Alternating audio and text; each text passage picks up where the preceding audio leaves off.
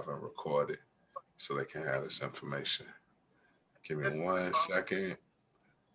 It's actually going live now. Henry Ford in the early 1900s. Perfect. Live and record it so they can have this information. All right, perfect. So, did you get the update to Telegram? Say that one more time. Did you get the update to the Telegram app? From what I was reading, you can do group conferences and group videos right there on Telegram. Yes, we actually found that out. Me and cousin Dev. Didn't we find that out like the other day, cousin? Oh, my bad. I wasn't. Oh no, you good. The Mr. Donato was talking about the message that said that you can now start doing live like conferences on Telegram, and I was telling them it's crazy that you said that because we actually found out like the other day you can pretty much do like a Zoom on Telegram. Right. Yep. We had videos going, audio chat going. Yep. I think the biggest feature is anybody can screen share. Right. Yep. Right. Yeah, I don't think it had. Yeah, it's like all you got to do is just share. It's gonna go ahead and share that information. Yeah, it was definitely cool though. It was definitely big. I think they're trying to get their market share with Zoom. I think they are. Zoom doesn't have the social part of it that Telegram has. Right, exactly. All right, that may be something to look out for. Absolutely. Definitely may be something to look out for. They do have like you could chat within the Zoom calls, but it's not as like right now. Y'all can see this. I think I got it on multiple people sharing, so you should be able to share it. You should be able to share screen if you're trying to share screen. No, I wasn't. But I was saying that there's like a chat part. If you go over to like more, the 3 lines, hit more, then hit chat. I've seen that. You feel like chat. Okay. All right. That's what's up. I know a couple of people came tonight to try and get that information on that swap. So I'm just trying to see if we can go ahead and go over that and get some information going on that. I guess before I start asking my question, did anybody have any questions about Shiba Swap? Actually, I did. I wasn't sure when you were going to do the Q&A part. What is the difference between Shiba and Shiba Swap? That's a good question. Difference between Shiba and Shiba Swap. Shiba. I'm sorry, go ahead.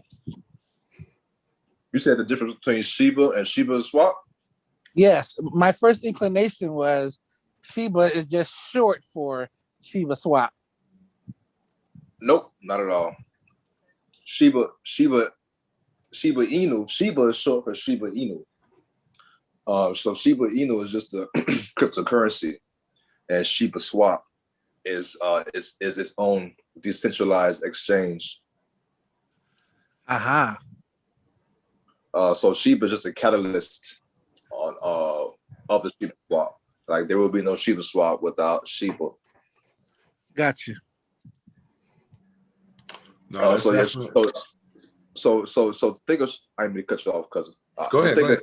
Just think of Shiba Swap like Pancake Swap and Uniswap. You're familiar with those two, right? Yes. Yeah. So just think on of a it small just scale, like, anyway. Yeah, just think of it like that. Those 3 swaps allow you to swap your cryptocurrencies decentralized. So like a lot of the ones you're able to not, if they're not on the market, you're able to usually get them from Pancake Swap or Uniswap before they hit the market. Gotcha. Yeah, So in other words, oh, go ahead. in other words, you're swapping one currency to another Yeah, exactly. on that particular exchange. All right. Yeah, right. yeah. So like, yeah, Shiba Swap can do a lot of different things just like that. But the main thing that a lot of people are like excited about on Shiba Swap is just the digging and the burying. Right. That's definitely what I want to get into and get some information on, is those two aspects. But that was a really good question, brother. Just trying to sometimes decipher between certain words to, see what is what. And the brother was asking, is Shiba Inu and Shiba Swap the same thing? And Cousin Dad was just breaking it down that the Shiba Inu token is definitely a coin in itself, but the Shiba Swap is a swap, decentralized swap platform.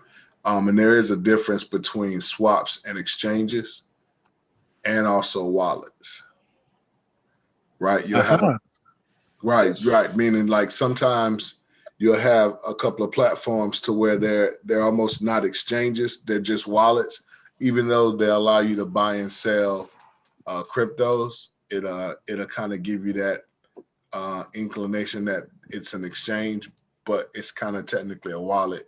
Like, stop me if I'm wrong, cousin or brother, if you're on here. Like, isn't like KuCoin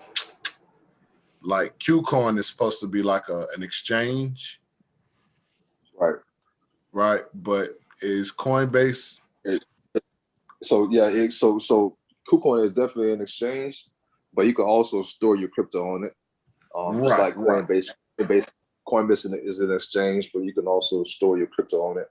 All the exchanges that are exchanges, you're able just to store it on there. Right. So they're using the wallet effect also. Now, which one would you say, like Uniswap, those are just swaps. Pancake Swap, that's just a swap, correct? Right.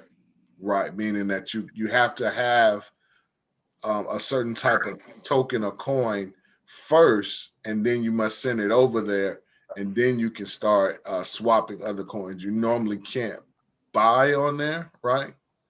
Yeah, I don't think you can buy on there. Right. Normally you can't buy, you have to swap. So you got to get one first and then take it over there. So no, definitely some good information, and definitely we need that information to break down some of these things, because sometimes it doesn't allow us to move forward when we can't even get the basics sometimes. So definitely good question. So does anybody else have any, because I got some questions too, but does anybody else have any questions on Shiba Swap? I know that's maybe why a lot of people came on tonight. So we're just trying to see if anybody has some questions on the Shiba Swap tonight. I've got a secondary question. Yes. What is the pros or the benefits for swapping coins or currency that you already have for another? Good question. Good question. You want to talk about that one, cousin? Okay, so usually, like for instance, Shiba, for instance, right? Right. Shiba, where did y'all originally get y'all Shiba from? Of course, you had it on your Trust Wallet, but you had to connect your Trust Wallet to another exchange to get that particular. I think Germ, my brother got. We used Pancake Swap, but Pancake Swap stopped using Ethereum. That's why you started buying BNB, the BEP version. Because at first it was when Ethereum gas prices started going crazy, Pancake Swap stopped you from using Ethereum blockchain, and they made you use Smart Chain. Like even now, my Ethereum wallet won't connect to Pancake Swap no more, or in my Binance Smart Chain. Right, and then to add more on that, So Shiba is I would say Shiba is one of the prime examples of why you would use another currency to get another cryptocurrency. Because like for instance, Ethereum or Binance, went up to 5,000, dropped down to 2,000. Binance went from 600 down to 300. So, and then like you can use, at the time, you could use either one of those two to get Shiba. And of course, Shiba had its run. So that would be the pro. The pro would be to use an existing cryptocurrency that you already have to swap to a new cryptocurrency that could potentially have a high volume and percentage of ROI. You know what I mean? So that is that a good explanation? Is that everybody following me? Yeah, I Because- understood that perfectly. Y'all close that door, y'all. Okay, perfect. My bad. Break it down Yeah, a little bit more. The first people who got involved with Shiba, you know what I'm saying? Like Shiba been out since August of last year, right? Mhm. But it didn't necessarily have its run until this year. So people was paying $15 from their Ethereum. $15 from their Ethereum to now they got hundreds of thousands of dollars, $1 million. You know what I'm saying? So that would be the pro. the con would be to use your Ethereum or Binance to get a particular cryptocurrency and get rug pulled. Right. Yeah, that's what been happening. Yeah. So The there's DeFi your space pro not and going con. nowhere. But that's what been happening with the DeFi space heavy right now. But it's not going nowhere. If anything, smart contracts have changed the game. Y'all see why I posted earlier that a couple that work at Coinbase actually got married through smart contracts. So their marriage is on the blockchain, I seen that. which is big That's dope. because people got to understand what a marriage is. A marriage is an agreement between Business. you, your spouse, and the state. So now it's just an agreement between you and your spouse. So it's strictly between y'all two. You don't need them no more. The smart state ain't got contracts nothing to changing the game. Ain't got nothing to do with it. Smart contracts gonna change the whole game. Mm. Gonna change the I whole didn't look game. at it like that. Yeah, you can create bid. That's why I try to stress all my homeboys who do any kind of music, singing, learn the DeFi space, learn NFTs, because that's their ways of not needing a record label as much as they feel they need it right now. You can really own all your music by putting it on the blockchain. You know what I mean? You can sell NFTs that you always making money every time that NFT gets sold from the person who bought it from you. So it's so many different ways now. Same thing with houses. I'm sure we can have an agreement on selling a house or land and put it on the blockchain. You know what I mean? It's a contract. It's a contract agreement. So, I like that. I like that. Definitely. yeah. No, that's definitely some really, really big information right there. And I wasn't even looking at it like that, like you were saying, like normally you are, you know what I'm saying, doing business with the state, and also, you know what I'm saying, when you're getting married and stuff like that. So exactly. That's why they right dead smack in the middle of your business when it go down. If something go down the wrong way. You know what I mean? Right. Okay. All right. So I guess to also so just to touch back on what the brother was saying, yeah, the DeFi space, or why is it a pro? What's the pros and cons of messing with the DeFi space or swapping some of these coins out? Majority of the time, you're swapping a larger price coin and swapping it for a smaller price coin, or a really, really smaller price coin. So just right there, like Cousin Dev was saying, your compound is just going to increase, you know, with the amount of quantity that you have on coins. And so like you said, if that particular coin has a special day, you can have a $1,200, you know, 1,200% kind of day type, you know, a couple of $1,000%, just depending on. So that's really, really the main thing. And I really like that he explained that, and I like that brother explained that. The con is that you can get in one that's really just really a rug pull, and people are just FOMOing people into it, and it has no utility or no use case. And then of course somebody's going to take all of the money out of there, and you're going to lose your money.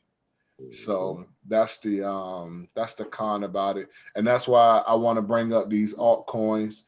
So just in case if the DeFi space isn't your space, you're really new to the game, you're new to cryptocurrency, definitely check out some of these altcoins. They're a little bit more solid and have a lot more utility, and are going to stick around once regulation kicks in. I like XRP. I like VeChain. I like Cardano. I like XLM. I like Basic Attention Token. I like Tron. I like CRO. I like ALGO. Who else? There's a couple of them out there. I know I'm forgetting somebody. Somebody let me know. IOTA, good. Say that one again. IOTA. IOTA. Yeah. IOTA, that's a good one. It's a good one. It's a couple of them out there. You definitely want to, when you're looking for your coins, in my opinion, definitely be Talk about it again. on your. I would stay, in my opinion, if you're still new to the game, I would stay within the first 200 or so coins, because as you can see, there's over 10,000 different coins, and there's only going to be like 1% to 2% of the coins that are going to stick around after regulation kicks in. As far as, I don't want to say the coins are not going to be here anymore. Like my brother was saying, you'll still be able to go on the DeFi. It'll just definitely be one of those things to where certain coins will be centralized and certain coins will be decentralized. So, so just keep that in mind. But definitely a good question. Any other questions about Shiba? Anybody else? I know there's some questions out there. I know it. Well, let me see if I can. Question. I came in a little late, so I don't know if it's been said, but Go ahead. I have my Shiba staked on crypto.com, and on when I go to stake it on Shiba Swap, why does it not give me the percentage of, like, I keep hearing 33%, but it doesn't it's like, it says it's like coming soon. Why doesn't it show me, like how crypto tells me it's like 2% return? Why does it not tell me specifically what it is? Or am I not seeing it? You asking specifically why it's not showing on the Shiba Swap? Yeah. Oh, it's still new. It's still new. So they're still trying to calculate the payouts, probably. Yeah, it will show. If you go to, right quick, cousin, if you go to, let's see, Dig, try click on Dig right quick.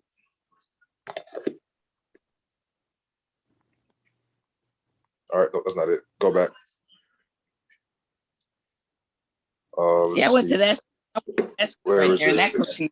Try clicking on Wolf. Try clicking on Wolf. Farm tokens.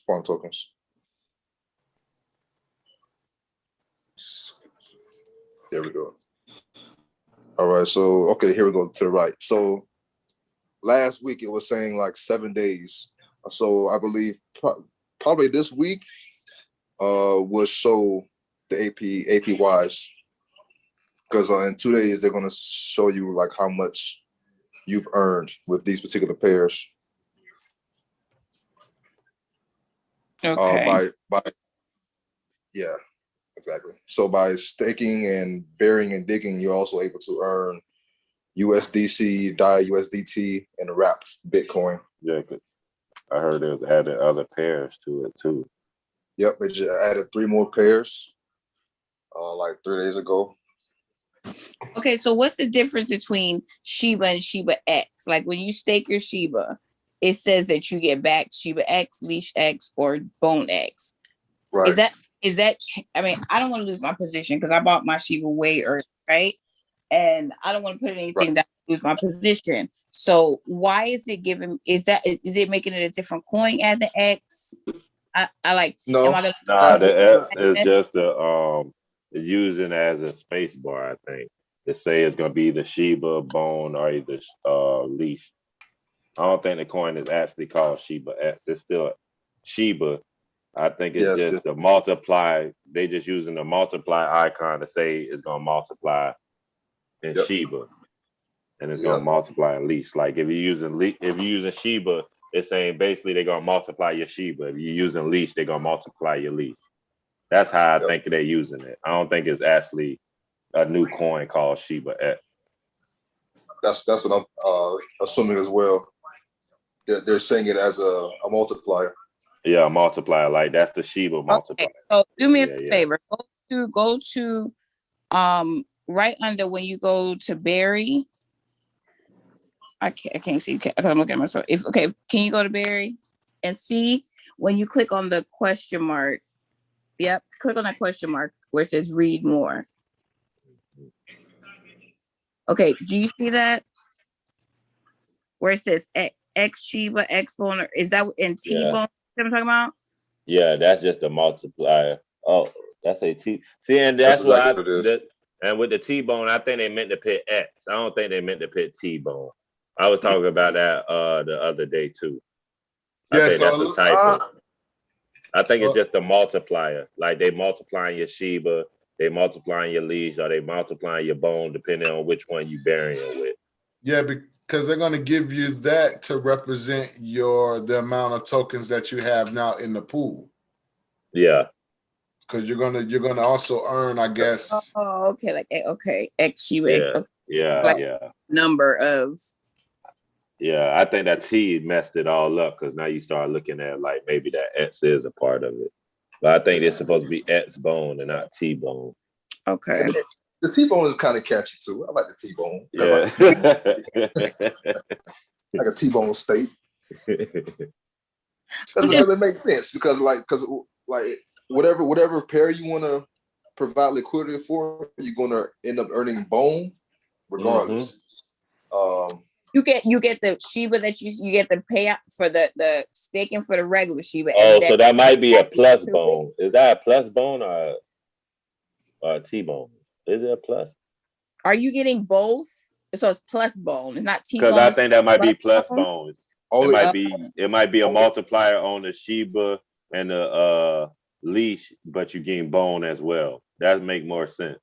only when you're burying Shiba, leash, or bone is when you're getting X amount of that or T amount of that. But when you're digging, you're only earning bone. All right. Okay, yeah. So go ahead. That was my next question. Like, can somebody go over dig, fetch, bury, swap, on folio, wolf, like? Yeah, I think they just changing the terminology to be on the little doggy type thing. Yeah, because swap exactly. is going to be the same as like what a sushi swap do, just swapping a coin for another coin. Yep. One folio, I'm guessing gonna be like your portfolio that hold all your coins to keep track of what you making and all that. Exactly. Burying gonna be exactly because like what staking is, and digging, I think that's gonna be basically like creating a liquidity pool. So Yep. it's basically the same thing. They're just using their own new terminologies. Like Yep. dig is basically like if you're going to sushi swap, like Cuz was doing when he was doing with the what coin was that, DAI? Or what coin was you said you had created a pool with? I think you created a liquidity pool somewhere. What's a liquidity pool? Where you supplying the liquidity for that swap for that basically. Right now on Shiba Swap, I know that's the main reason why they not letting people take, 67% of their rewards out, because they use it as liquidity. So you can create your own liquidity pool, meaning instead, if I start explaining it the wrong way, cuz just take control, bro. But it's like with burying, burying, they created that pool in a sense, and you joining it. That's why they tell you what percentage you're gonna get. In the liquidity pool, you the one that's picking up the collateral for the whole pool. So you're gonna make more. It's more riskier, but also you can get more rewards by you being the main provider of the liquidity, other than you just joining the liquidity team that would be burying or Now, staking. what and when you say liquidity, is that for like anybody that's trying to sell Yes, sir. on this Sell anything, any platform? money moving. Yep. Yep, any money moving. Yep. Okay, so that's now I understand. Okay, so now because cousin Dev was saying this last week, and I wasn't really understanding it. I do remember him saying it, but you just said it again to where there's a risk involved. Oh, with liquidity, yeah, it's a risk involved because you the one yeah. As far as liquidity, I'm trying to. If you could explain that part a little bit easier, like, I know that's how what. is there a risk? I feel like it's like staking or something. I know that's what Mark Cuban ended up paying because with liquidity, I think your money locked up longer. So it's more of a risk if say like I'm adding like for Mark Cuban, he added liquidity to a new coin that came out. But that coin ended up being a rug pull. So all his collateral that he put up to provide liquidity for the system, it ended up being a rug pull anyway. So his funds got stuck into that situation where he couldn't pull out. If that makes sense. He like provided money for people to pull out. Yeah, he had a longer contract. Yeah. In a sense, because he creating the main liquidity. But now, okay, so do you feel now? I understand. I completely understand how you just broke that down with Mark Cuban. My question is now with Shiba and a lot of the good news and the good catalyst that's coming out for Shiba. Do you feel like Shiba is a risk by doing a liquidity pool? And not because everything is a risk, of course, but I mean in the sense of choosing this particular one to do a liquidity pool. I think if you're doing liquidity pool, you could potentially definitely if it's for like Bone or something like that, I would think not knowing 100%, just what I think personally, I would think it could be a possibility. For example, say I put $1,000 worth of liquidity, whatever it might be in there. When I pull it out, it might not be worth 1,000. It might not be over 1,000. It could be lower than 1,000. You know what I mean? So I think that's kind of a risk you taking because I feel like if I'm stuck in the liquidity pool and everybody else pulling out or selling their coins, I can't really get out. You know what I mean? So I'm in for the ride. What's the benefit then of being in the liquidity pool? You don't earn anything. They earn you extra treats. I think that's how you get the treats and all that. Whatever treats gonna become. Yeah, you're earning bone. You're earning bone. You're earning bone. Okay. And bone right now is $5 right now per bone. So it's some people earning like $50, $150 per hour of bone. Yeah. Yeah, that's pretty good, decent damn money right there. Yeah, I mean, shit. I want to make $100 an hour. Yeah, so that's basically the point of digging and woofing, just for you to earn a particular cryptocurrency. Also, the more bone you have, the more governance. Right. Yeah, the right governance. You got to vote. They use bone as a governance token. So like, and you get like voting right and all that with that. Yep. So if you hold like a lot of bone, like shareholders in the company, you're able to like literally vote on what's coming out next or the roadmap. Literally help the roadmap go along, or put in your opinion, I should say. Because at the end of the day, they still got the last say so, but you still have a voice if you hold a heavy amount of bone. I heard a lot of good about Bone. The only bad thing I ever heard about Bone, when this one dude was comparing to another coin that he got into that's similar to like what Bone is. Just that whole concept of this new coin that just came out. You get it by dealing with a swap. And he said the only thing about them coins is good because it's a lower cap on the amount in circulation, but also that kind of make it more volatile too, in a sense, because people usually if once all the bone is out and distributed, if people hold it, it can be good. But if people just start selling it, you can see big dips and fluctuations in bone quick, real quick. Yeah, no doubt, no doubt. So other than the governance token, what else type of utility does Bone have? I believe that's it. I think it's point of government. I think that's it. Allows you to earn passive income and to have a strong opinion on the roadmap. Do you think it's do you think it's a better long-term hold to hold on to Bone or to Shiba? I think Probably say I think I think the percentage wise, based on percentage, yeah, Shiba. It's hard to say.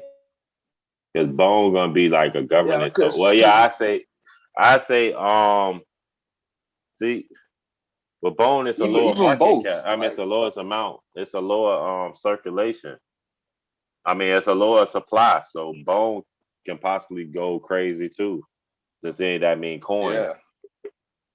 Bone and Leash gonna definitely like way surpass Sheep price. Oh yeah. Like I don't think Sheep won't. But with the price Sheep at, the percentage can be crazy on Sheep. That's the thing about it. Yeah. Exactly. Okay. Let's see. I posted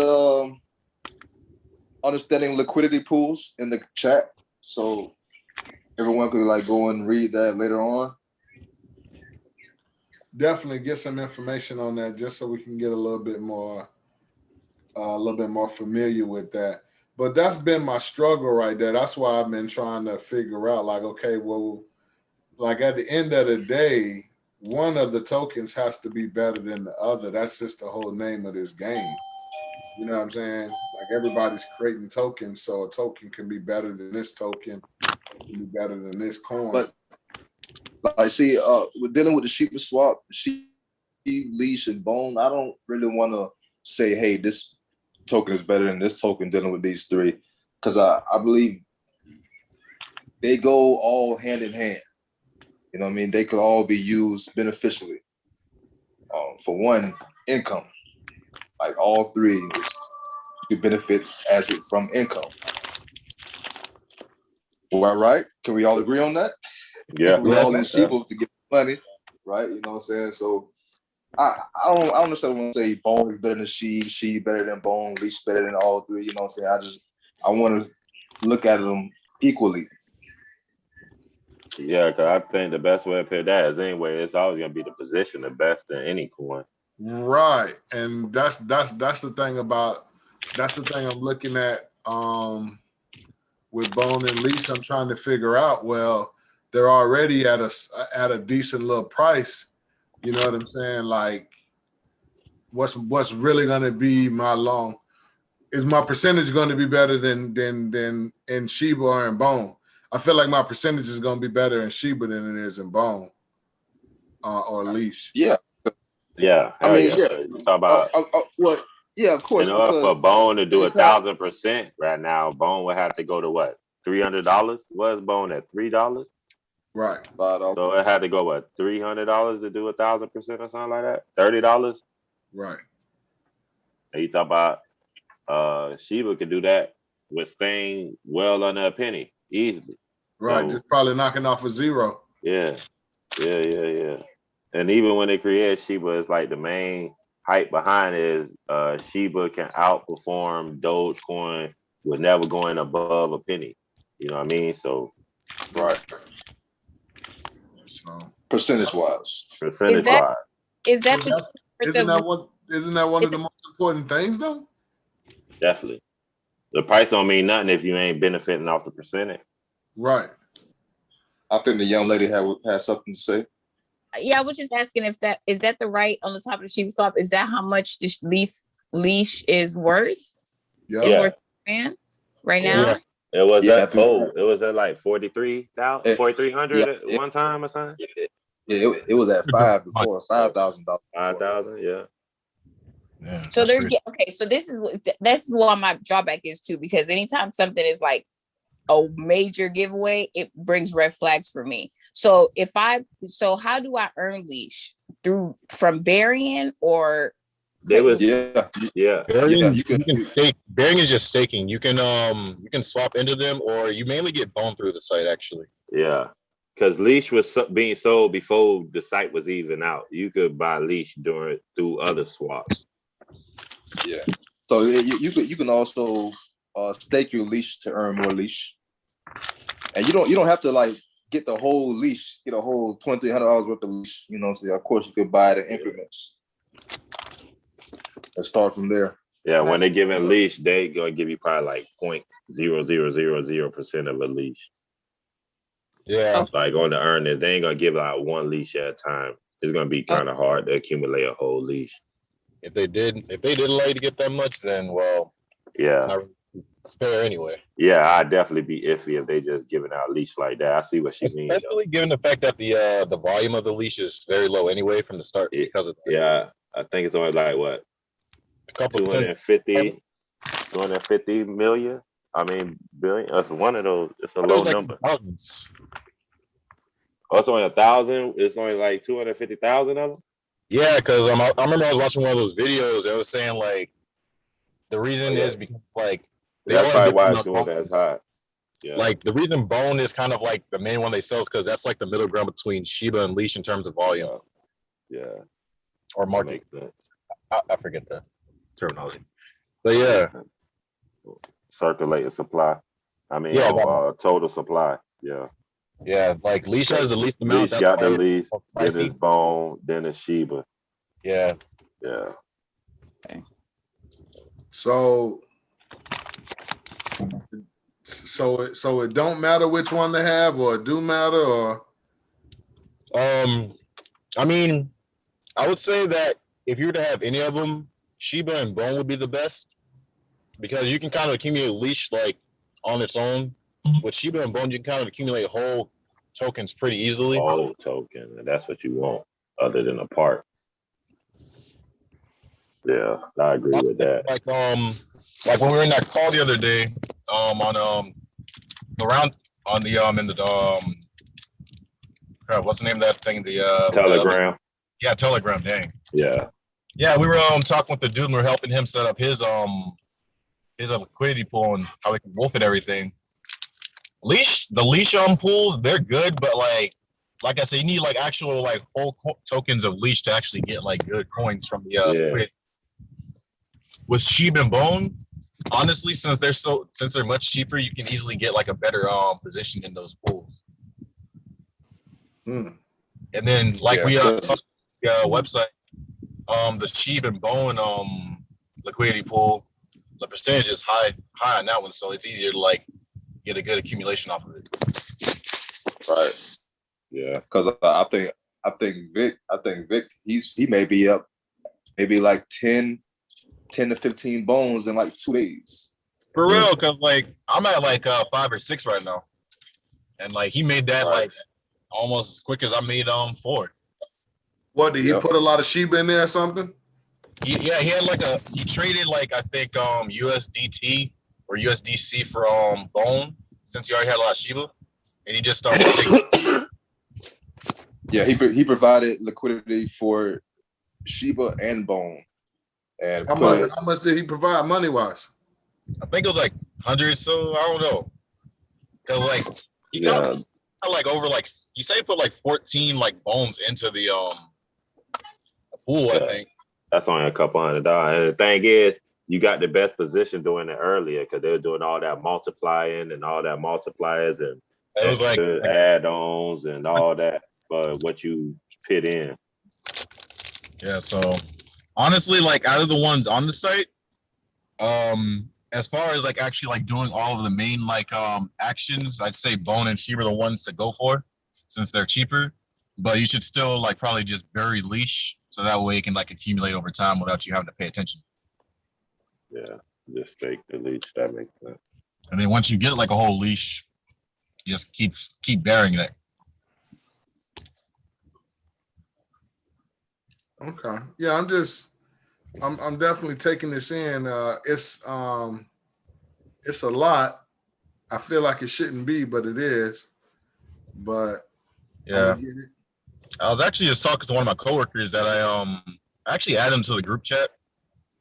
It was the Sam dude. Mm-hmm. And like he was telling me, like he was trying to read everything that was in the chat. He was just struggling, like he couldn't really like understand what was going on. Because all this Shiba talk about dogs and stuff. Right. That's definitely what kind of throws me off sometimes. It's like, are we talking about dogs? Or are we talking about staking? So it's just a lot of times I just kind of get caught up in the word sometimes, and it throws me off. But I'm getting better. And that's why we're having this right here. Anybody else have any questions about Shiba and Shiba Swap, Bone, Leash, Wolf, any of this, Burying, Fetch, Dig? Not so much like a question about those, but like more so kind of like I just don't really understand how the APR kind of like adds. How does the APR like influence how much and how quick you're actually accumulating the actual like bones on the Wolf tab? That's the part that bothers me the most. Yeah, I think everybody's still trying to figure that out because I think it's still generating it. Since it's new, like everybody adding money to liquidity pools and everybody adding liquidity to the swap and all that. I think they're really trying to. I don't think that number going to be the number it is. It could be higher or lower. Honestly, that's just how I feel. Because it's like I think that's like amount estimate. They give you an estimate right now at most. Yeah, it's just throwing me off how it's structured, especially since it's like I'm not really getting what I'm expecting. I'm getting more than I'm expecting. Yeah. So I think it's just an estimate because I think it'd be hard for something to be so new and me to give you a correct percentage on what I'm gonna pay you out. Yeah. With me hoping I first build liquidity in this space first. You know what I mean? That's the whole part of me making sure y'all keep 67% of y'all's rewards on here to make sure some type of liquidity remain on the swap. Right. I just hope that like they explain it more, or at least it gets more like clarified. Like what is it, like Friday or Saturday when like the whatchamacallit, those other tabs open up? Yeah. Once they open the other tab up, I think the like in 4 days you'll be able to see your portfolio. What's happening in 4 days? I think the portfolio or something opening. And like you can like do your like Wolfle returns. What do you mean? Oh, you can start claiming your return from you can start claiming your 33% on your okay. rewards. Okay. So pretty much anybody that's like actually like staked into the pools, they can actually like accumulate and actually like gain some profits. Correct. Okay. Yeah. Okay. And then, so Wolf and a Wolf, that just means like I'm trying to cash out with whatever I had part of my 33%, unless my 6 months contract is up, then I can sell the entire 67. Yeah, you can claim your returns pretty much. Yeah, when you're wolfing, you can claim your returns anytime, every day. It does not have to be like every 7 days. Like where you bury, you got to wait your 7 days. Yeah, the only thing with claim whatever. My bad, go ahead. All right. Does anybody have any other questions? Does everybody understand digging, fetching, burying, swap, Bonefolio, and Wolf? Everybody pretty much understand how those work? That was going to be my question. I didn't understand digging and fetching. Fetching, fetching is pretty much just you can trade in like Uniswap coins and Sushi Swap coins for Bone. Oh, see, I didn't know that. Yeah.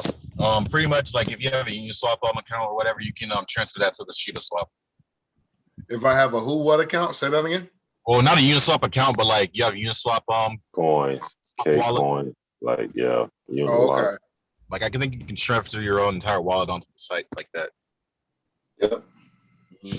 And digging is honestly the most complicated. Digging and wolfing is also the most complicated, convoluted because of how it's explained on the site. They don't really explain it too well. But So- essentially, Go ahead. go ahead. No, go ahead. Oh, but it's like it kind of goes back to what I think Lucrio Desires put in the chat just recently about the liquidity pools. Pretty much what you're doing with digging is you're entering a liquidity pool that's based off of 2 tokens at the same time, and pretty much based off of how many of each token and how much that equates to in terms of like position in the liquidity pool, you get a certain amount of tokens that represent that position, and then you take those coins from that position that you got from the dig tab and you put it into the wolf tab to stake to get bone. Hold on. So So every- for example, it's say every time. like you had to use like 100 bone. Well, is it gonna be based off bone leash and in the liquidity pool? Is it based off bone leash and Shiba? It depends because as we can see in the wolf tab, the liquidity pools that you can enter are they don't have to be Shiba and Leash and Bone don't have to be in the liquidity pools for you to make Bone off of them. Oh, right. You can make you can use like Ethereum and like what Elon coin. So for example, if I was to enter a liquidity pool, just to use it for example, make sure we understanding it right. If I use 100 Elon coins, I would have to use $100 worth. Well, if I use $100 worth of Elon coins, I would have to match it with $100 worth of Ethereum also, right? Because it got to be the same amount on each side. Yeah. All right. And then when I turn that in, for example, you would give me 5,000 leash for those 100, and that 5,000 leash will represent the 100 of each coin. Well, no, you don't get leash from it. You get like you get pool tokens that say like this is your position in the Oh, okay. So it's like a receipt basically and then you go use that receipt and then go to the wolf. Yeah, it's like a and then you stake it there. Yeah, and then what you stake it and it pretty much gives you bone in return. All right. Yeah. And when you unstake it, do you get what you originally put up for collateral back? Or do all that turn into the new coin? Like, will I get my 100 of Elon token back and 100 worth of Ethereum back after the stake is over? That's what I'm not sure about because I didn't even like try doing that yet because all that stuff also costs money. Because to unstake, stake, everything that you do on that site costs like some type of money. Yeah. Like, oh hey, you want to claim your Some return? kind of gas fee. Oh yeah. Every single thing, everything. Trust me. Even on swap, sometimes when you change your coins, you gotta approve the contract first before you can swap it out. And then like the other day when we were in the group chat on the video call, like the dude that we were helping, he had to buy like $50 like worth of Ethereum like twice in a row just to just for fees. Yeah, it's crazy. Then like over the other few days when I was doing it, I was like I had to buy Ethereum to like put into the liquidity pools, and then I had to put in stuff for gas fees, and I was like $200.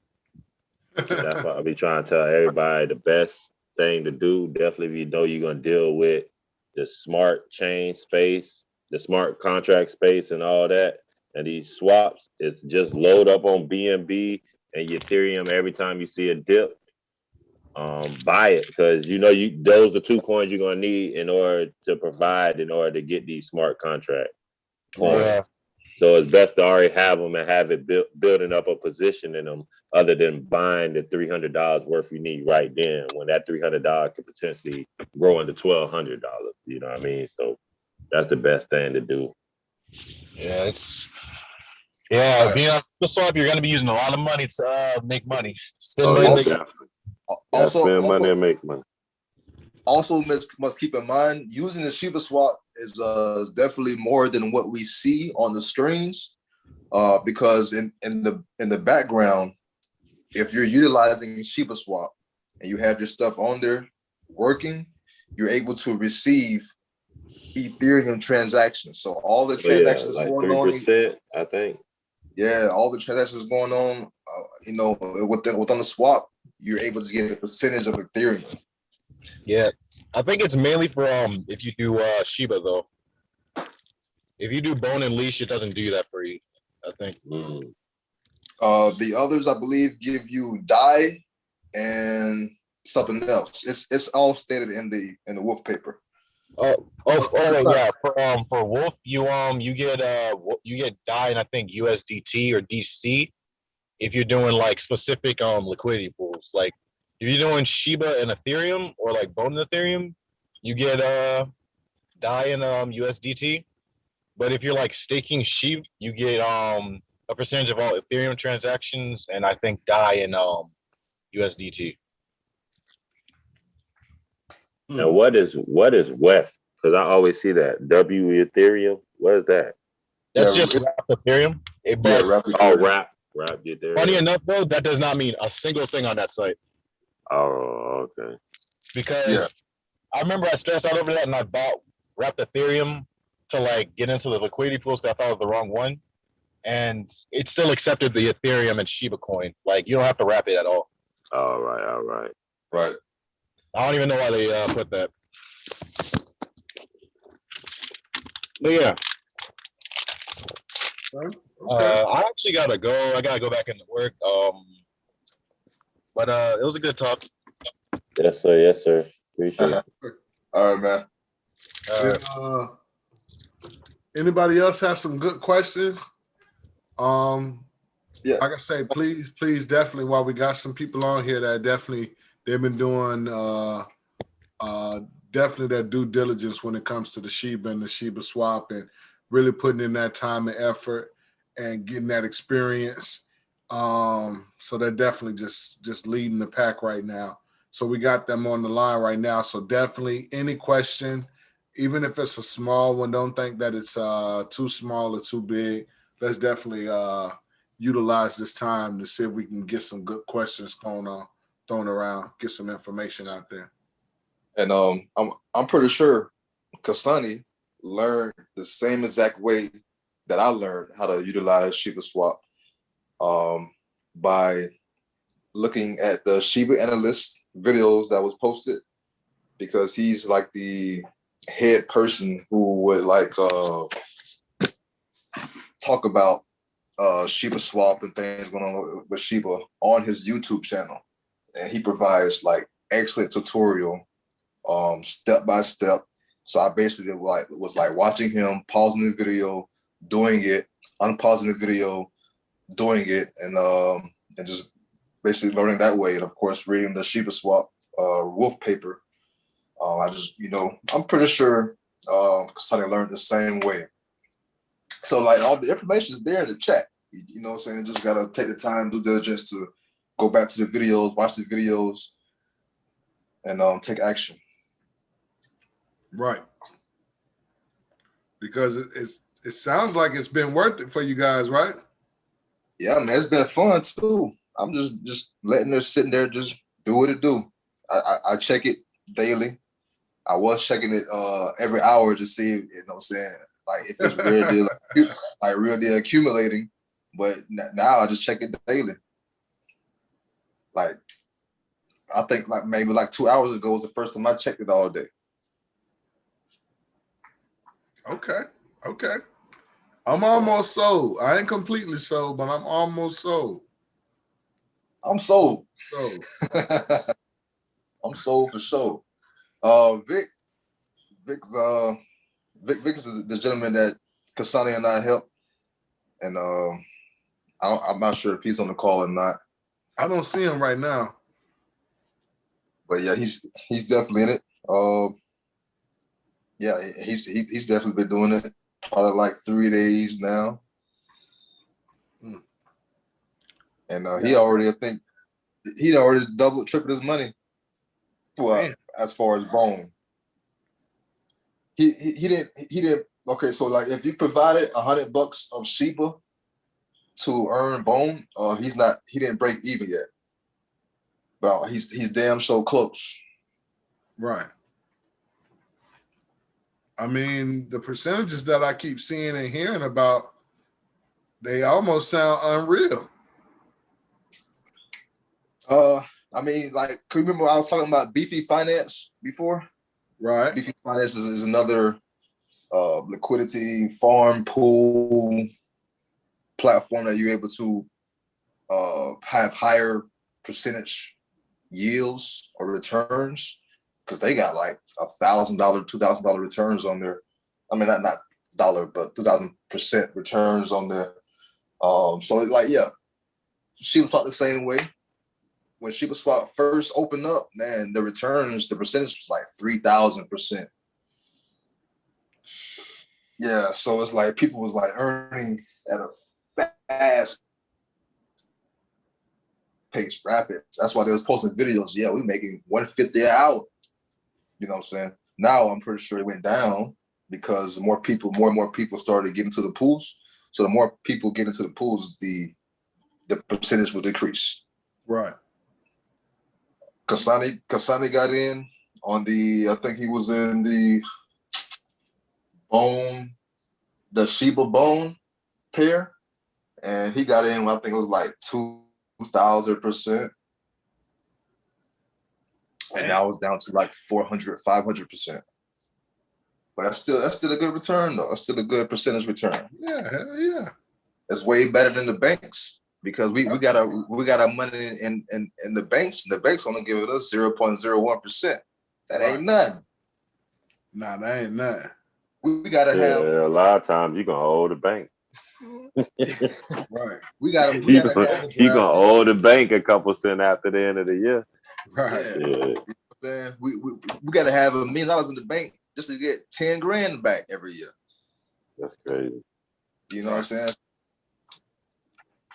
So no, that's definitely why, like I said, I want to have this conversation, man, because I feel like it's something going on. I feel like I'm kind of missing out, and I just kind of feel like I don't really fully understand it. And I mean, that's how it was, cuzzo. But you know what I'm saying? I just went ahead and took action. You know what I mean? We was all excited about this coming out. So I was like, why hesitate? You know what I'm saying? So you know what I'm saying, we're all like learning as we go. I'm still at the point I was like learning as I went when I was dealing with the Sheba Swap. No, you're right. Because you know what I'm saying, investing in the crypto.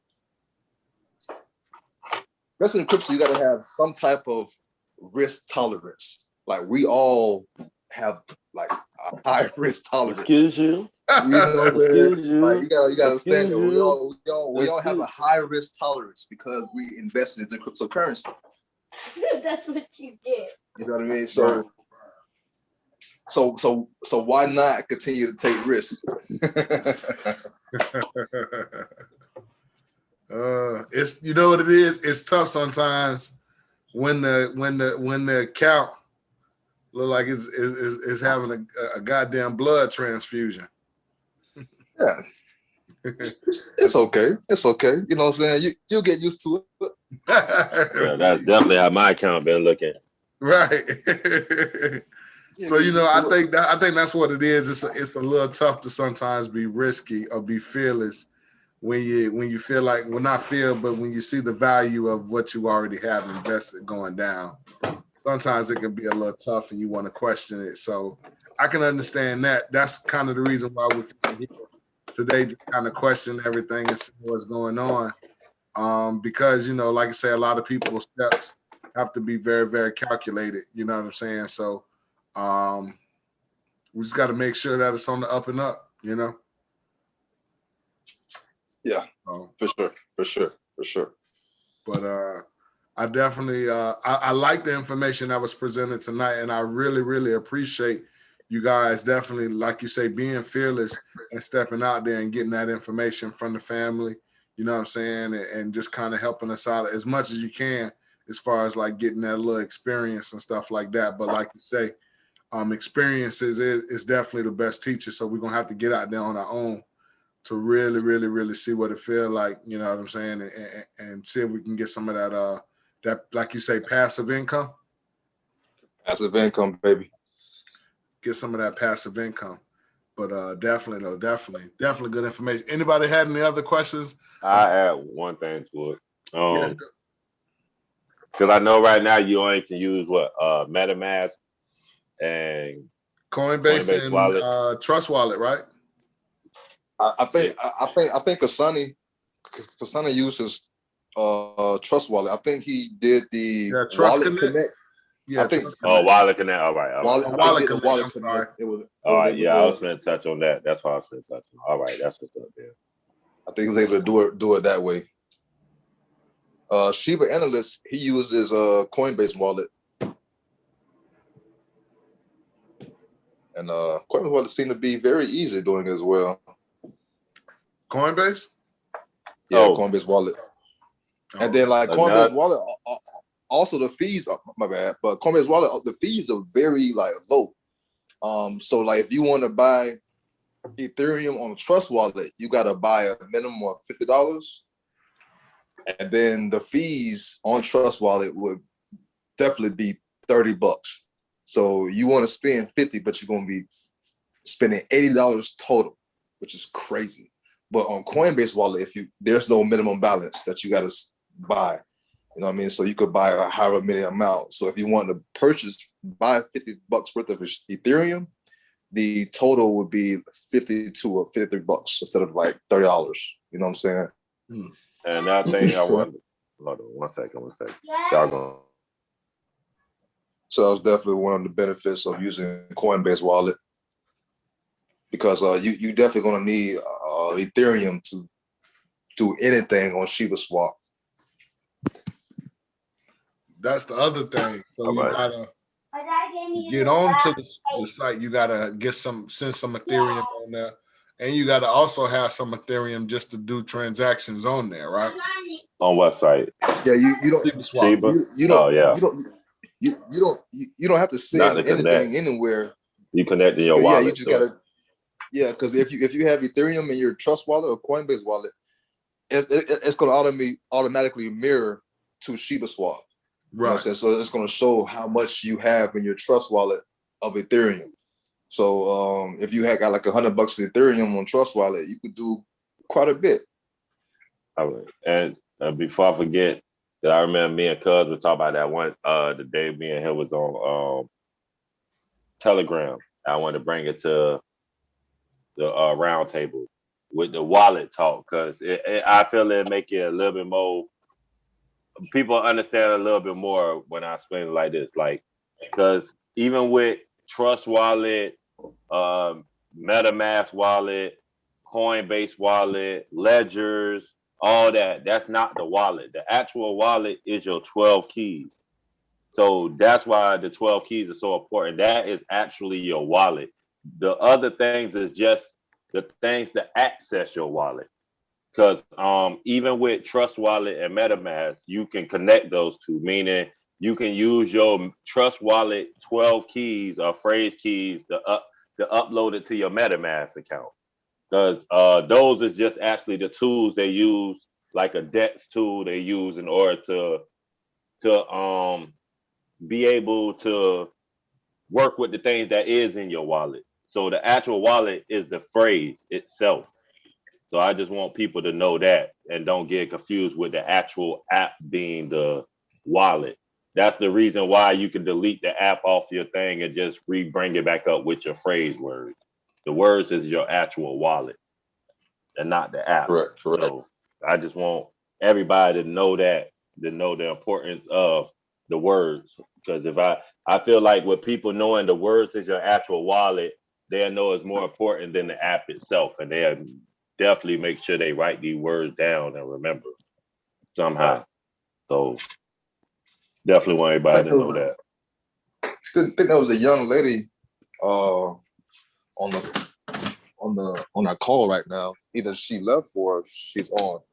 But she has iOS and she has Trust Wallet. And then as we know, Trust Wallet doesn't have the DApp platform for iOS users. You said you connected to something else, didn't you? Yes, SafePal. So I'm wondering. I wonder if she's on here. I don't know if you're talking about me, but I'm having two, because when I try to connect my Trust Wallet directly to the Shiba Swap and I hit approve when I bury, it's like not connecting. It's flipping me back to, so I have to use SafePal. Is that because the browser's gone out of Trust Wallet? Is that why it's doing that? Yes, right. Because So there isn't a browser on the Trust Wallet no more for iOS, but the browser will be on the SafePal. Okay, so so when I do the SafePal, I have to send my Shiba from my Trust Wallet to SafePal. It's gonna charge me to do that?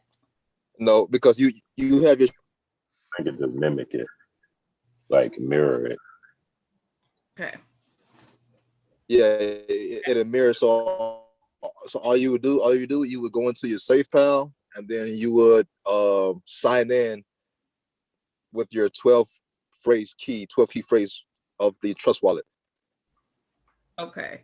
I'm going to try it right now. I'm going to try it with y'all on the phone. So I'm with y'all online. So I'll be back. All right.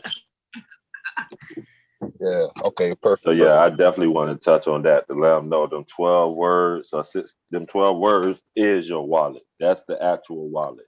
That's what store all the information of your coins you got and everything. These apps is just the apps they create for you to access your wallet. So definitely want to start explaining that to everybody who definitely new to the table, and even the old people who probably didn't take it in like that. Yeah. I know we always expressed why it was so important, but I think this was the best like explanation on the importance. Correct.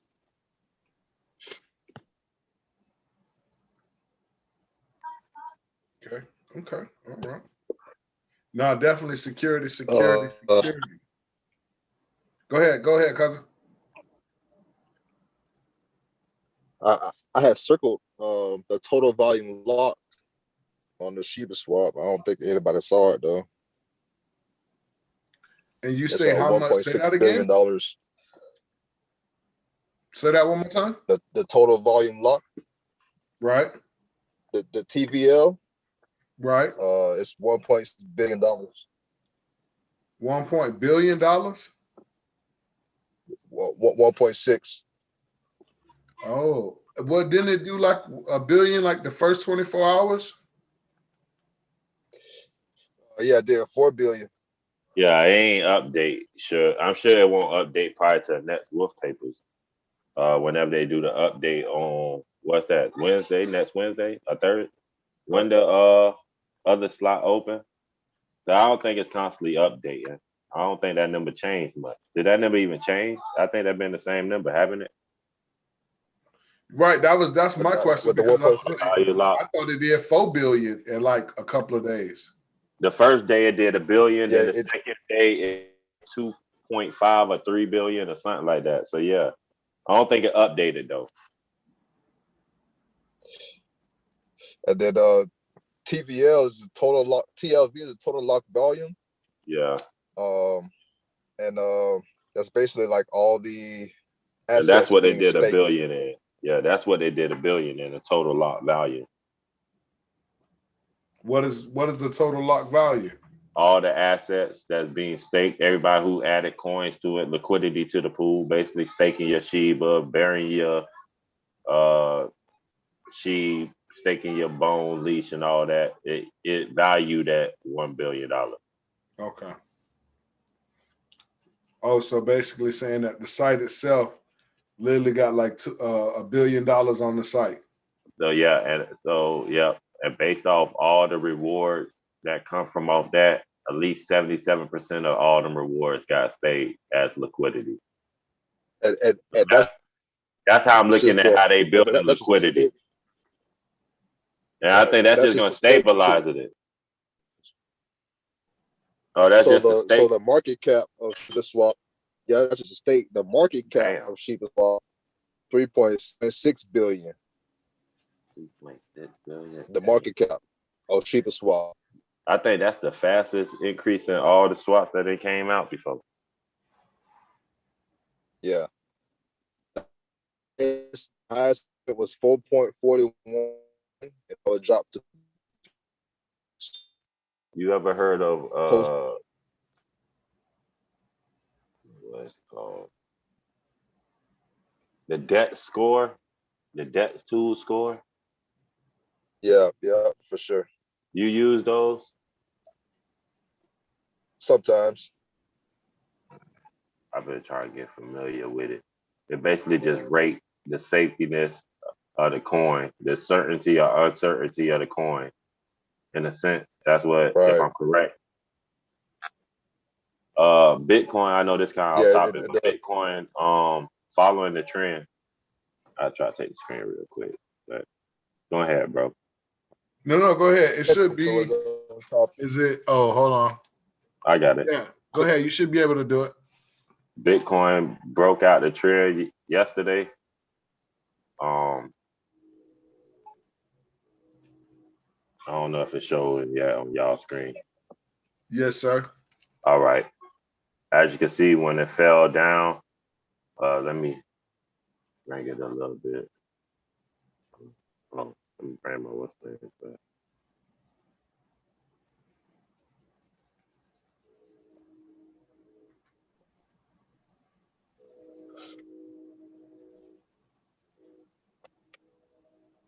Bring it back this way. Says Bitcoin start hitting this 30 range. It's been trading in the same area this whole time. Since it fell from the 39,000, it's been trading from this 36,000 all the way to 31,000. It's been consolidating. But the other day, I see exactly what day this is. Let me straighten it out bigger.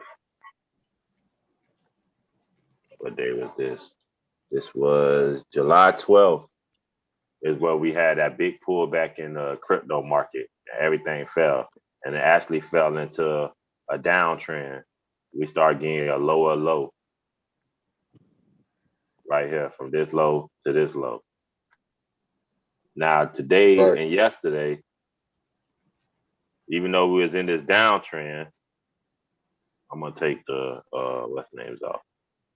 I like those. Even though we was in this downtrend, it started forming a wedge, a downwards wedge. Now in that downwards wedge, it ended up creating upwards wedge situation.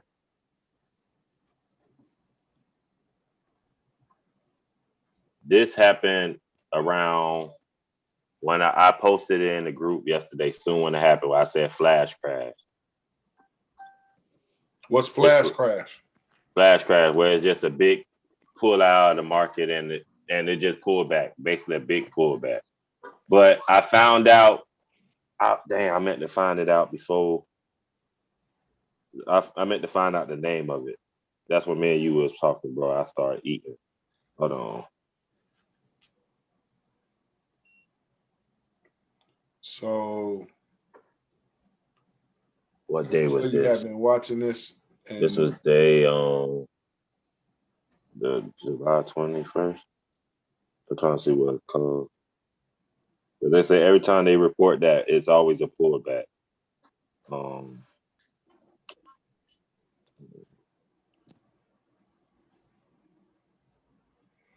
I'll find out the name and put it in the group later.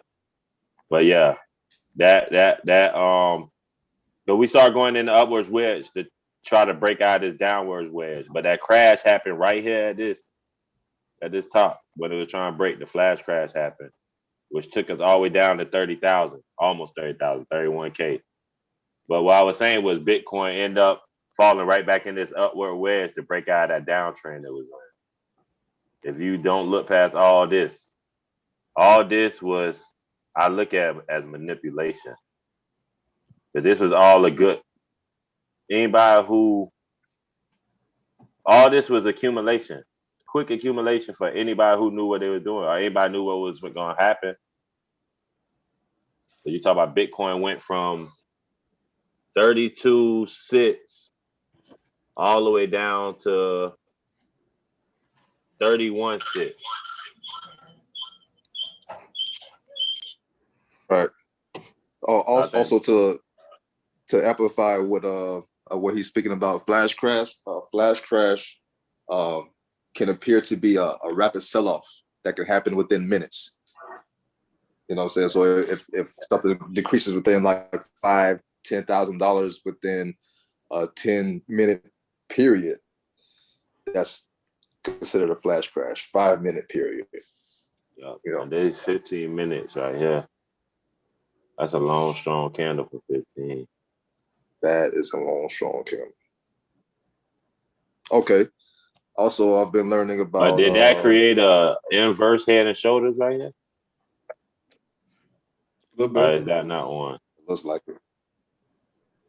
I know my brother usually looks like it definitely could. I usually don't look for those. Is that like an inverse head and shoulders, bro? Yeah. Kind of like with this with the red pole on the side and the green pole on the side. A little bit. Or at least a triple bottom. Yeah, I was gonna say a triple or a double. Yeah. Or double. But yeah, I think that was a healthy pullback though. No matter what made it occur. I think that made it fit. That honestly, if you look at it, I mean, as crazy as it sounds, that didn't do nothing but make it finish out the wedge, the bottom wedge. It filled in the gap of this bottom wedge right here. Because I thought it was gonna break out and keep doing this right here and end up trading where it's trading at anyway. But it looked like it just filled this gap in this wedge right here. Got bought right back up. And this is Bitcoin. So you brought this up to kind of let people know that you kind of feel like Bitcoin is back on the way up. Yeah, I think the market about to have I feel like this one of the biggest, strongest reverses it has so far. And Let me when you see. say Let me go a reverse, little. As far as a pullback, the turn to a net side. Next leg up, the next stage. Okay, because the That account was a higher high right there. So there's a good chance that these accounts could be going up pretty soon. Yeah, I'm gonna see exactly what we should be breaking to break that. That's definitely some good news. So Grayscale ended their 6-month contracts today, and so like I think the first 17,000 Bitcoins would be like be able to be withdrawn, sold, or whatever they want to do with Grayscale. So at least the total was 40,000. So like a lot of traders in the market have been like, you know what I'm saying, speculating to see like what's going to happen today and the rest of the remaining of the month. It's because they can sell if they want to, because they definitely made a premium off of having their money with Grayscale. So with Grayscale, they're not necessarily the customers are with Grayscale are not necessarily like buying. They're not necessarily like buying Bitcoin. The customers. Grayscale has a large portion of Bitcoin, and they allow their customers to invest within the company. it's sort of with Bitcoin. You know what I mean? So like Grayscale costs about $40 per share, and it's able to be like a one-on-one with Bitcoin. Is it like an ETF? Yeah, they're like it's sort of like an ETF, but like, yeah, definitely like an ETF. But like, so hopefully these people don't sell. Hopefully they hold, because it's definitely been a lot of outflow from exchanges to wallets. So that's definitely like bullish news. This chart is also showing bullish trends. So that, yeah, hopefully within the next few weeks, August, September, we should definitely be seeing an increase in accounts, as Carly like to say.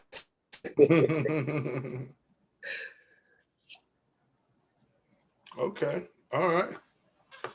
But you did say though, because they're releasing them, it sounds like Grayscale, the company you're talking about, had these people had investors almost like stake in a sense or whatnot, and now their contract is over, so they could sell or whatnot, or they can, like you say, they could possibly enter into another contract or whatnot, or reinvest or whatnot. But it can swing either way. That's what I keep hearing. Also, there's a good chance that we're gonna swing up, but it could swing down. A lot of the charts are showing a lot of bottom red wicks. Yeah. So that's news. You know, and news, like it's rumors that Apple is saying they about to buy Bitcoin. You know what I'm saying? That's all on Twitter. They go I heard crazy about it. I heard that on YouTube too, So, and on a podcast. So like news, you know, bottom rumor set of news. That's always been in the crypto game. As the infamous Grayscale Bitcoin Trust reaches much anticipated 6-month lockup maturity, Grayscale shares equivalent to more than 40,000 Bitcoin are due to be unlocked for investors. The good thing about holding during the dip is you ain't got to worry about FOMOing in where everybody else FOMOing. You are in. You already got your position. Big facts. Everybody gonna just benefit your position. You know what I mean? And this leg up, hopefully, I mean, everything go based off charting, and charting haven't really been lying this year. Even with all the hiccups that been going on, a lot of these stocks been keeping up with what a lot of these big major analysts been saying as far as price targets it should hit this year so far in the time span. So this leg up gonna make that last leg up look like nothing. Hopefully, you know what I mean? If everything play out right, it's all, you know what I mean? Bitcoin, and then it's not even Bitcoin. And then I can't say it's the media. It's just the media. We know the media play a big role on people's emotion, which is going to cause people to sell and stuff like that. Because everybody know Bitcoin and crypto is what's going to happen. It just win. So nobody don't really want to have their main investments in something that's not right now going to make returns. So as long as the media don't do no funny stuff, I think this next leg up gonna be crazy. And like we're all retail investors. We're all considered retail investors. So yeah, like, we ain't. The institutional investors is the ones that make. The institutional investors, the institutional are the ones that are accumulating Bitcoin right now. Yeah, a lot of retail investors, like Grayscale, right? Yeah, a lot of retail investors are selling. You know what I'm saying? So we have to understand, like, we got to follow the money. If these big cats are accumulating while the retail investors are selling, the retail investors ain't doing the right thing. They need to be accumulating more, like these big guys are doing. I'm glad you touched on that, because with this flash crash, that's what I want to touch on. I think in this flash crash, 11 new wells was created or something like that. You heard that? That 11 new wells was created. That's why I say people who knew about this, like, I don't believe in coincidences. Like, that looked exactly like this pull-up. That drop down was $1,000. That pull-up was 1,000 plus. You know what I mean? So it's like, that's money going exactly what he said. Big sell-off, buy the dip, completely up right away. You'd be in Right a better away. position now than you was way down here where you And bought it. you see how And you- that exactly. And they made 11 new wells. That's crazy. Dang. That's crazy. They said 11 new wells. It was a double digit. 11 to 13 new wells was birthed during this last flash crash. During this last pullback of Bitcoin, which is a flash crash in my eyes because I've been watching the 15-minute candles on Bitcoin this last week.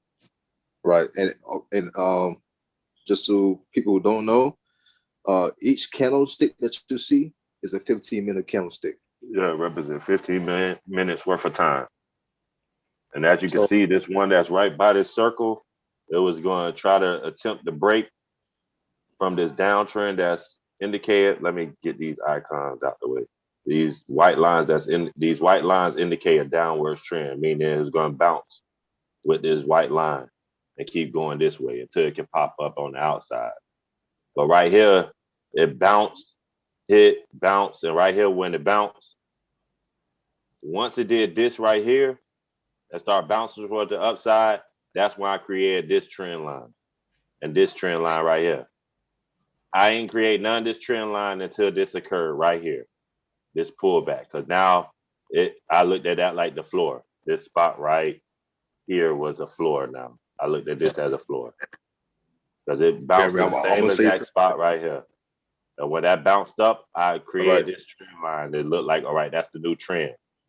So as you can see, when it was about to break this trend, for some reason, it was a huge crash. I ain't the only people that read charts, and I know I'm nowhere near the best person that read charts. You know what I mean? So it's a million people looking at the same thing I'm looking at. If not, they using other diagraphs that's better than mine. You know what I mean? And this had occurred. And the funny thing about this is I feel like this finished off this downwards wedge. And then it popped right back out and went, for some odd reason, not coincidences, because I don't believe in them. Some odd reason, it came straight into this trend that I already had drew previously from this, when this occurred. So when this occurred, that's why I drew both the green lines. And it popped straight into these. Young King, I'm gonna let you know something too. Yes, Don't sir. never sell yourself short, because this chart, this market structure is neat. Oh yeah, it's like a video game. That's why I love it. So that's what I'm saying. Don't never be like there's like, I would say, like people that's better, you know what I'm saying? Because a lot of people will have like a lot of different things on the chart, and it will look crazy. It won't. People won't be able to understand. So what you're doing and how you be able to read the charts, man, keep going, because you don't even know the shirt that I posted on Instagram. Guess what that strategy is, bro? What? That's the X strategy.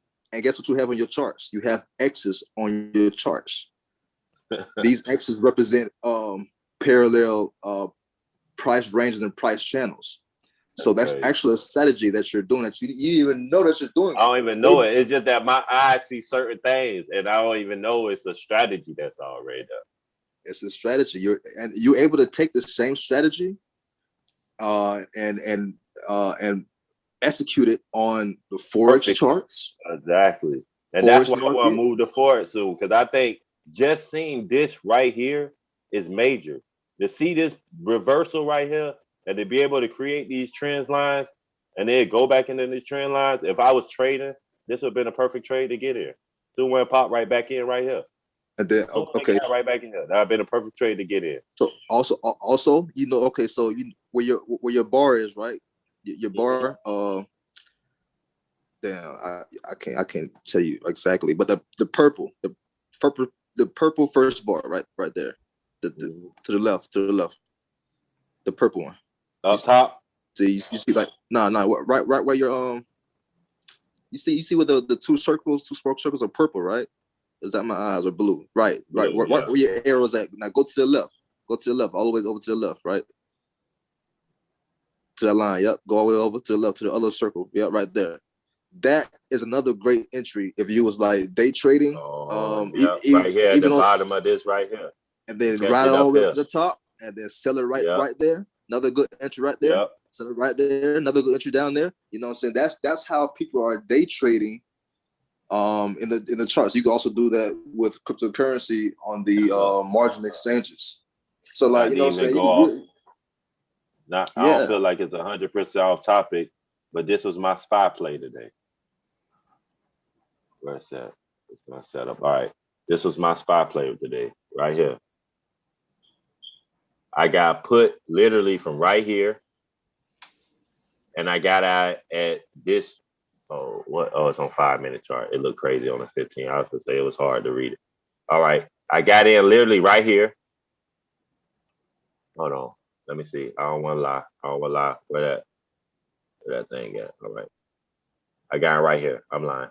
I got in right here on this red candle right here, and I got out on this red candle right here. And that was like 70-80% on the daily contract on SPY. And then right after that, I got on a reversal on the upside and hit 55%. So it's like you literally could trade. Once you see the pattern, you could trade that pattern in and out, in and out, in and out, in and out. And you could, as crazy as it sounds, you could do the same thing with swing trades. Once you find out the pattern, you just gotta hold it longer. Exactly. You gotta hold it longer. You just know it's still, you just still looking for that same pattern to continue. Yep. That's what I did. I swung to play for like 2-3 months. Yeah, and you made big on it because you just seen the pattern. You seen it was in a bullish situation. It's just when it's gonna break out now. I actually invested in like 2-3 more of them to do the same. Yeah, I think I heard you while I was eating. You said you got in a couple more. Oh yeah, I ain't even been playing with them OTC. Oh, yeah. Once you see the formula and you can see everything, it's a wrap. You can make money in any situation as long as you got the volume and everything.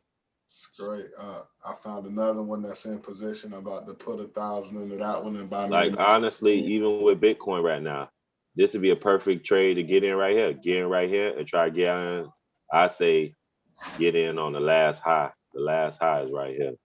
So I say from here to here. That'd probably be a good trade.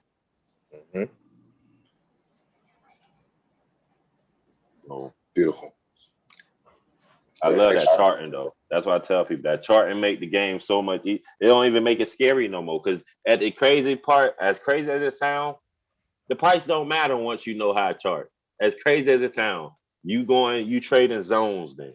You know what I mean? You trade in the zone and the trend. So the price don't really matter that much. Because I ain't got to know right now this from 32.8 all the way to 33.2. I just got to know, all right, when it get close to this next high, get up out of it if it don't break through. It hit this trend line maybe. You know what I mean? So it's going to trade in between these trends.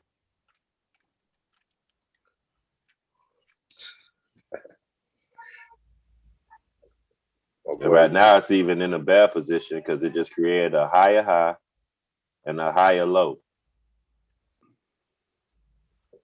Yep. So that's already a bullish situation. Plus, it's in an uptrend. Come on down. Keep on.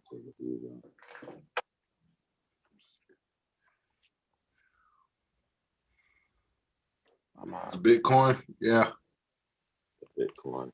So it made so there's a triple bottom, right? There's a thing called a triple bottom. Yeah, it's triple bottoms too. Okay, so that's what that could be. Because now does the triple bottom give off the same kind of like indication as a double bottom? When you see a double bottom, it normally goes up. When you see a triple bottom, it normally goes back up also.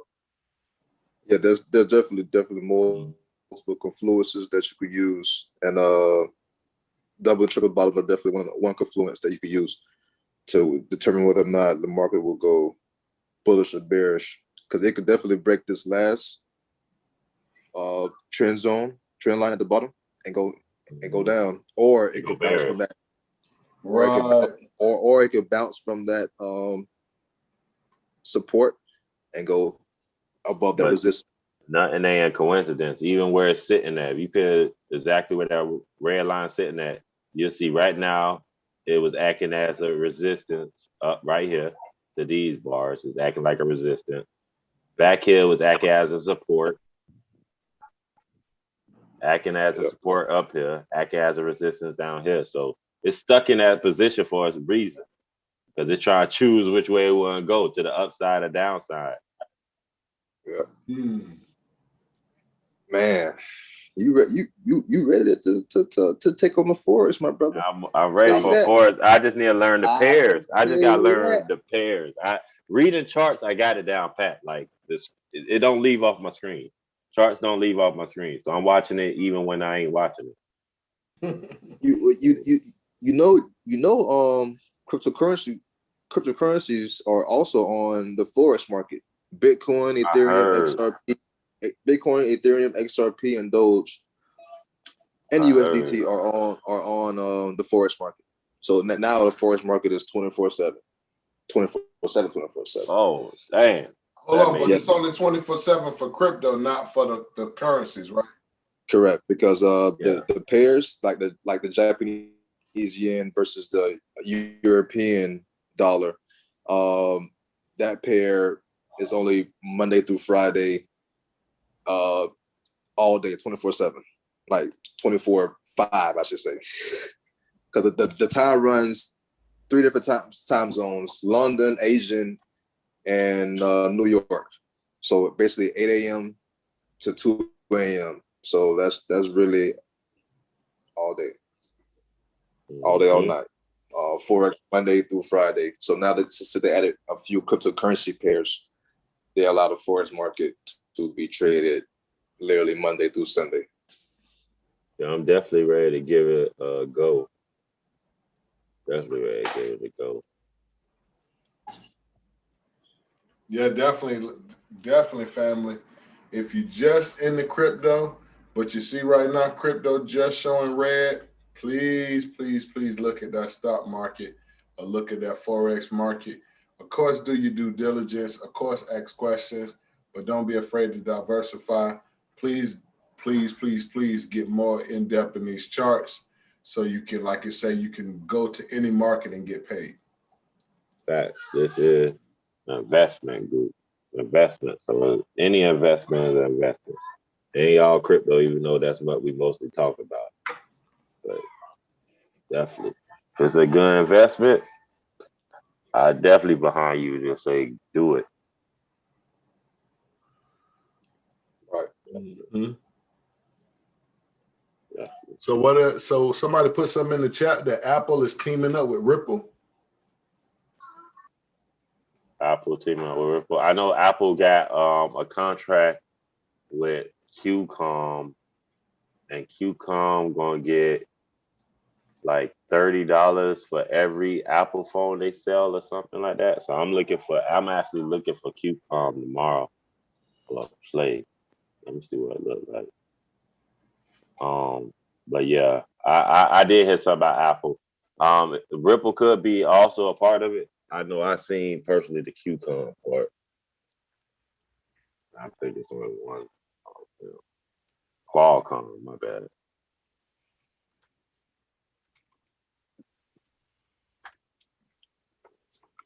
Let's see. Let's see that gap there first. The first thing I'll be trying to see when I see gap ups, I'll be trying to see if it filled in. Nah, I say that gap got filled in. All this right here. So it's gonna pop back down. I personally think all this gap got to get filled in. I mean, if you can look at it, you can look at it and see that filled the gap. So, but it gapped up right here. I can see if this gap up happened back here somewhere, and then it came back down and filled this gap. But gap right, it also there. Exactly. Them gap ups and gap downs, I started finding out people love to trade those plays, and I'm starting to see why. You know what I mean? And then Jeremy, move that parallel, move that rectangle all the way to the left a little bit more. Oh, all the way down. A little bit more. Yeah, and keep going a little bit more. Yeah, I'm gonna keep going. Oh, all the way to where it fell. Oh, that's the top. So basically so within this whole channel right here, that's a common price channel for this particular stock. So it could definitely go back to this range. Yeah. And that's crazy. This the top right here. This the top right here. If I draw, let me see. I'm gonna use this body before this width on that green one. I draw all the way across. It's probably sitting right on there. Look at that. I like everything that you Right on there. are bringing right now. I just want to know, is there anybody else in the group that has questions about what the brothers are talking about, and maybe they can elaborate on it, because maybe something was said and they maybe didn't get it, or maybe it needs to just be explained. But does anybody have questions on what they're talking about, what they're seeing, any words that they're using, you know, stuff like that? I just want to make sure the family is on point.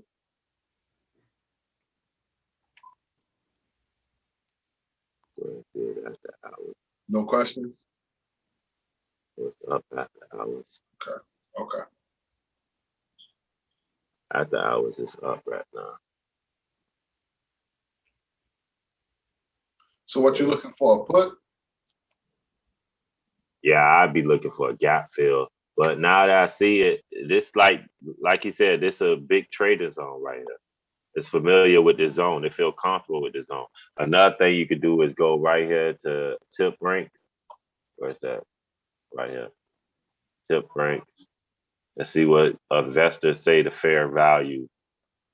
What bigger investors say is a fair value for this stock, what they feel like it's worth.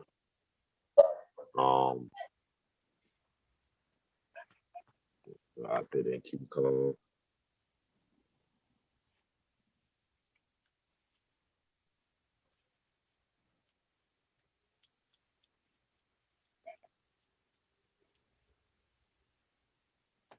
Hey, I'm gonna break in here, say good evening, people, family, good evening. I'm sorry I'm late. Good evening. You good? No problem, bro.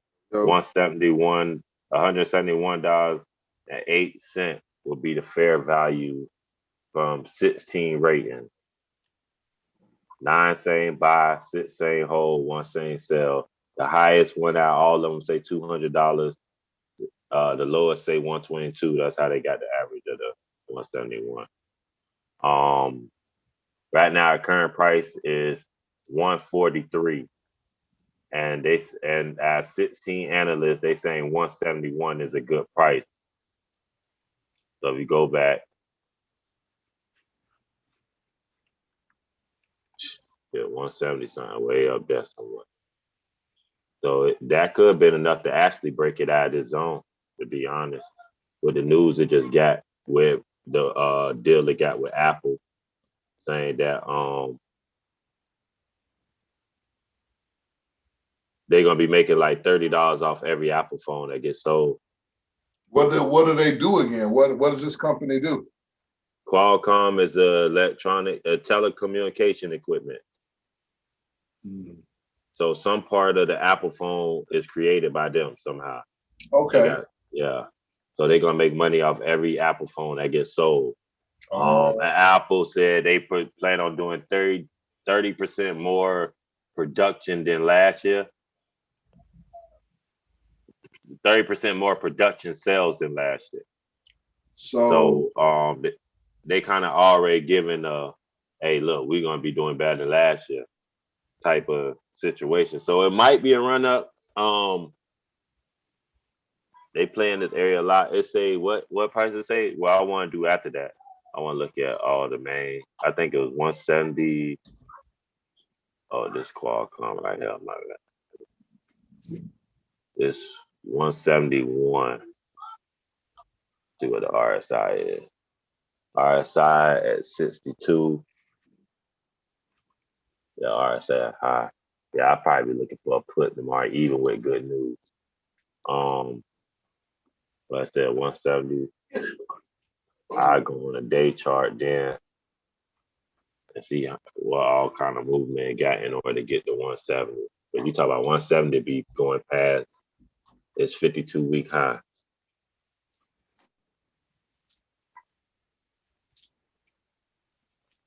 This red one is the 200-day moving average. So it bounced off the 200-day moving average perfectly. Let me get.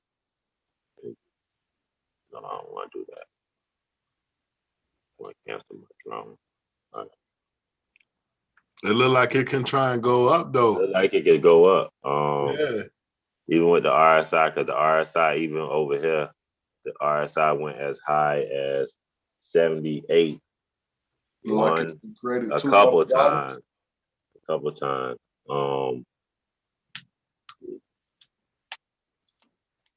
You ain't got no divergence or nothing happen, so that's cool. It looked like it could actually run up. If so, you will want to go based off the previous high, which would be the 52-week high, like 164.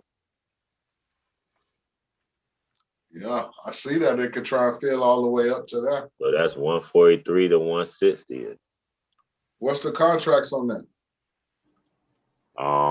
I can't. I can let you get the computer if you want to bring it up. I don't got Robinhood on the computer. Oh yeah, that's right. That's right. Okay. Hold on. What you think about doing the contract? Yeah, I'm finna look at them with you because I think that's a good. Somebody else messaged. I think it'll try and create that whole little maybe like almost like a, I don't want to say a cup and handle, but it's definitely trying to complete that whole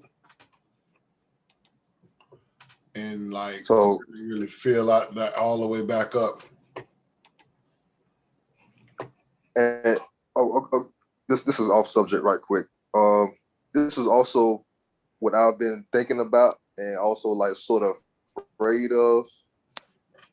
Like, you know what I'm saying, a few years ago, we like early investors, they're like, you know what I'm saying, man, we can't wait till everybody jump on board and be on topic, be on subject with cryptocurrency and the world's gonna change and stuff like that. But like also like, you know what I'm saying, it's more billionaires and millionaires, more billionaires and millionaires than people.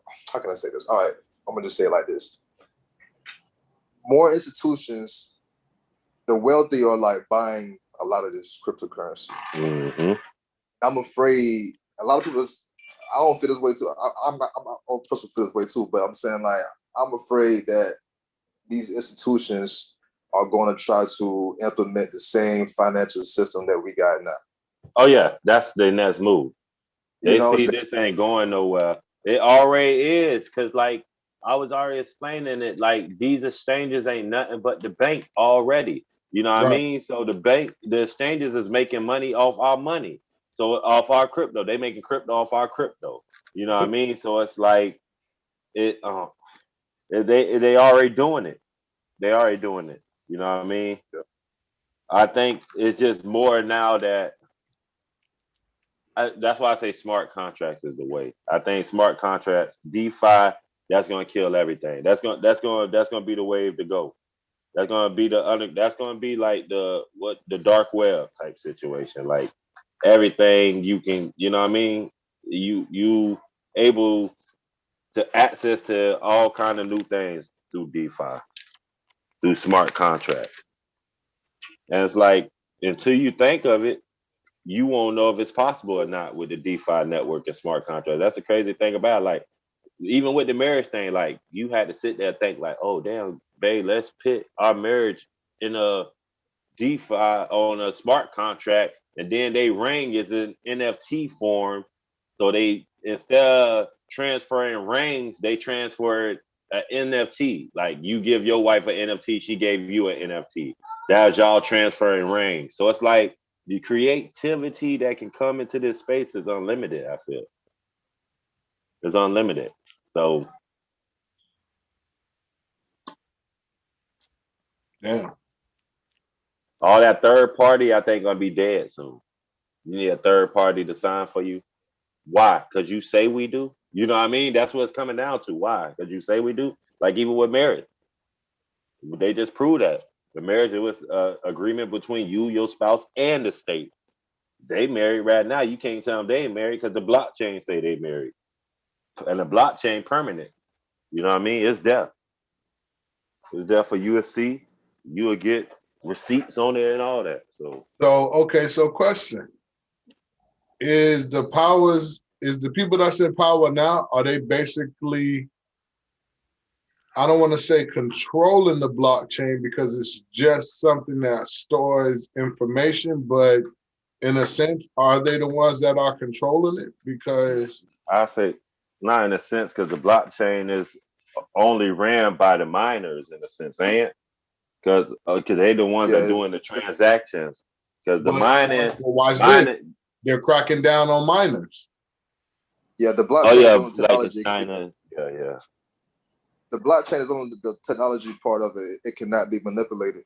Yeah. But of course, price of a particular asset is the only thing that can be manipulated. So I'm gonna put in the chat this so the creator of Dogecoin. Mm-hmm. I'm gonna put in the chat he's going on a rant, and everything that he's saying I'm totally agreeing with. So it's in the chat. I highly, this is a really good read. Highly suggest everyone just take the time to read this when they got time. It's long. I might read it. I might read that out. 1, 2, Where do I 3, find 4, it? 5, 6, 7, 8, about 9 paragraphs. All right. He put it in the It's on the Twitter, round table. it's Twitter feed. I think I put it in the chat. And this the original creator that don't own it no more. Right. But you know, guys, he came back. He's back. He's back with the Doge developers. He just came back. I don't know if it was this week or these few, as I saw a report this morning that he's back with the developers. Right here, 714 says, I'm often asked if I will return to cryptocurrency or begin regularly sharing my thoughts on the topic again. My answer is a wholehearted no. But to avoid repeating myself, I figured it might be worthwhile briefly explaining why here. So yeah, he got a whole explanation of what's going on his moves and his thoughts on this particular feed. About Dogecoin or the whole crypto space? Whole crypto space. Well, he's back. It might be the other one though, because there was two of them that created it. There was two buddies. Sheep Toshi Nakamoto. He's still active in the space. But Jackson Palmer. Yeah, he the one that sold all his coins. Yeah, the one I'm referring to is that one that the first one he mentioned, that Yakitomo, whatever the hell. Yeah, he ain't never go nowhere, I don't think. No, he left. Yeah. He left and he came back. Right. He said on his Twitter, Sheep Toshi Nakamoto, he said creative Dogecoin. He still got no longer on the project. But he probably he's definitely supported. Yeah. So like these articles were like the headlines always were like maneuver you to come click and read. How old is the article? How old is the article? Oh, he just posted on his Twitter. Yeah, this is on his Twitter. This posted it today. This is today. It's just him writing his feelings out. So like Sheep Toshi is the one that's still active, but the guy Jackson his Palmer name is Sheep. The other guy, he's still out of it. He's gone. Yeah. Jackson Palmer is the co-creator of Doge. So the other guy, Sheep Toshi, that's his name on Twitter. Sheep Toshi Nakamoto. Right. Sheep. SHIB? Sheep. Yep, Sheep Toshi. SHIB. So he created Sheep and he has something to do with Doge? No. He created because Doge is he's one of the creators. Yeah, Doge is a Shiba. It's a sheep. It's a Shiba Inu. breed. Yeah, it's the dog. The dog. Yeah. Yeah.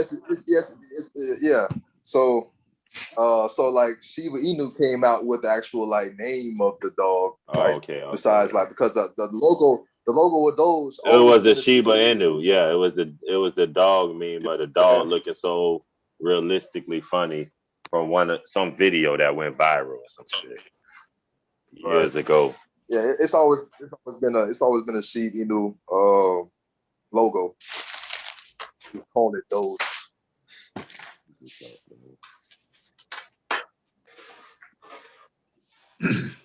Okay, can I chime in real quick? Yes. Okay. I'm on SafePal, right? And on the D where you go like the D apps to find Shiba Swap, I see Pancake Swap, I see Uniswap, I do not see Shiba Swap on here. I'm gonna say okay. Okay, so you in the middle you see where like the 4 squares. Mm-hmm. Okay, so at the top you should see where it says search DApp or enter a link. Mm-hmm. And then you would type in Shiba Swap. I did that. I didn't get it. Try Google first, and then type in Shiba Swap. Like type in Google. Google in the search bar. In the search bar. .com. I put Google. Google.com. I mean, I went to shiptoken.com in the Shiba Swap. The ship token, the Shiba Inu site came up, and on the top right corner, it's got the option for you to click on Shiba Swap. And when you click on there, it brings Shiba Swap right up.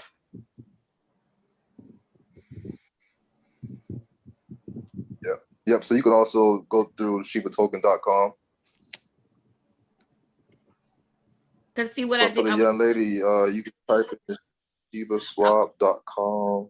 I'm on Chrome on the actual shibaswap.com, right? So what's happening is because I had tried to connect my Trust Wallet and it wasn't letting it go through. Now when I connect wallet, it's skipping, asking me what wallet, and it's going straight to Trust Wallet. It won't let me pull in the SafePal. Yeah, Trust Wallet is not acceptable yet to Shiba Swap. Only MetaMask and Coinbase Wallet. Well, no, I think if you do it on your phone, it'll do wallet Connect Wallet.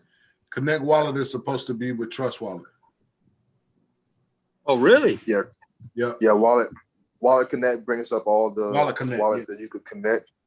Right. So what's happening is because I did the Trust Wallet already, it's defaulting to that wallet automatically. It's not allowing me to switch it from Trust Wallet to SafePal.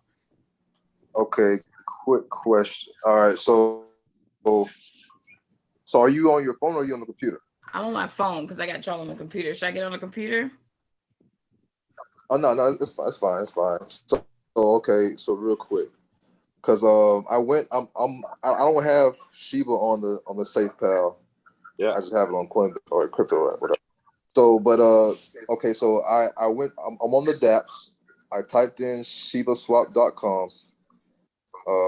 It comes up. So once it comes up, just type in shibaswap.com, the whole thing.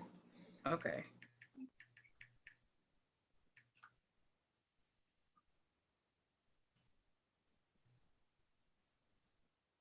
Oh, okay, that's what it was. I'm not putting .com. Okay, I got it. It's because I didn't put the .com. Okay. Okay. Yeah. Now, real quick, I just want to see if you actually are connected. Now, go to Barry. Mm-hmm. Okay. And then hit Barry Sheed, and then do you say where it says like your tokens? Yeah, it says my tokens there. Okay, perfect. So you're connected. Perfect. Yep, okay, one more test. Okay.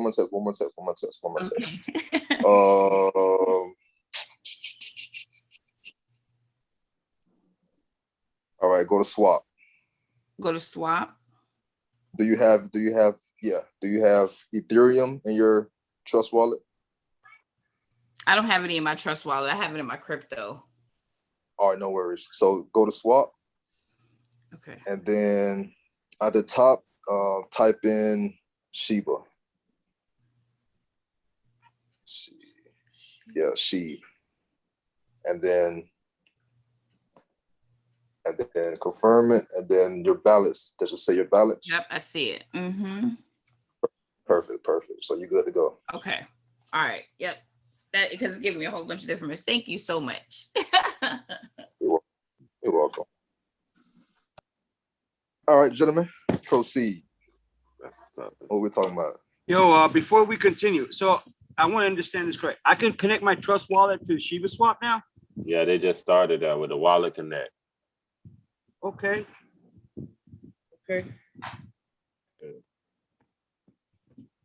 Perfect. New information.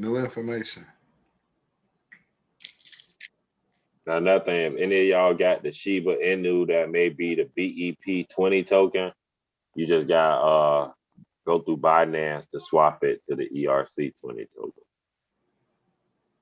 Are they the same price? Yeah, it was going to convert it into the ERC token. So as far as like if you send 100 BEP token and when you send it back, is you're going to get 100 ERC token. I don't know. I haven't did it myself. But I know that's the that's how you do it though. Because that's why I was in a group yesterday asked about VPN, so I could be able to get on Binance.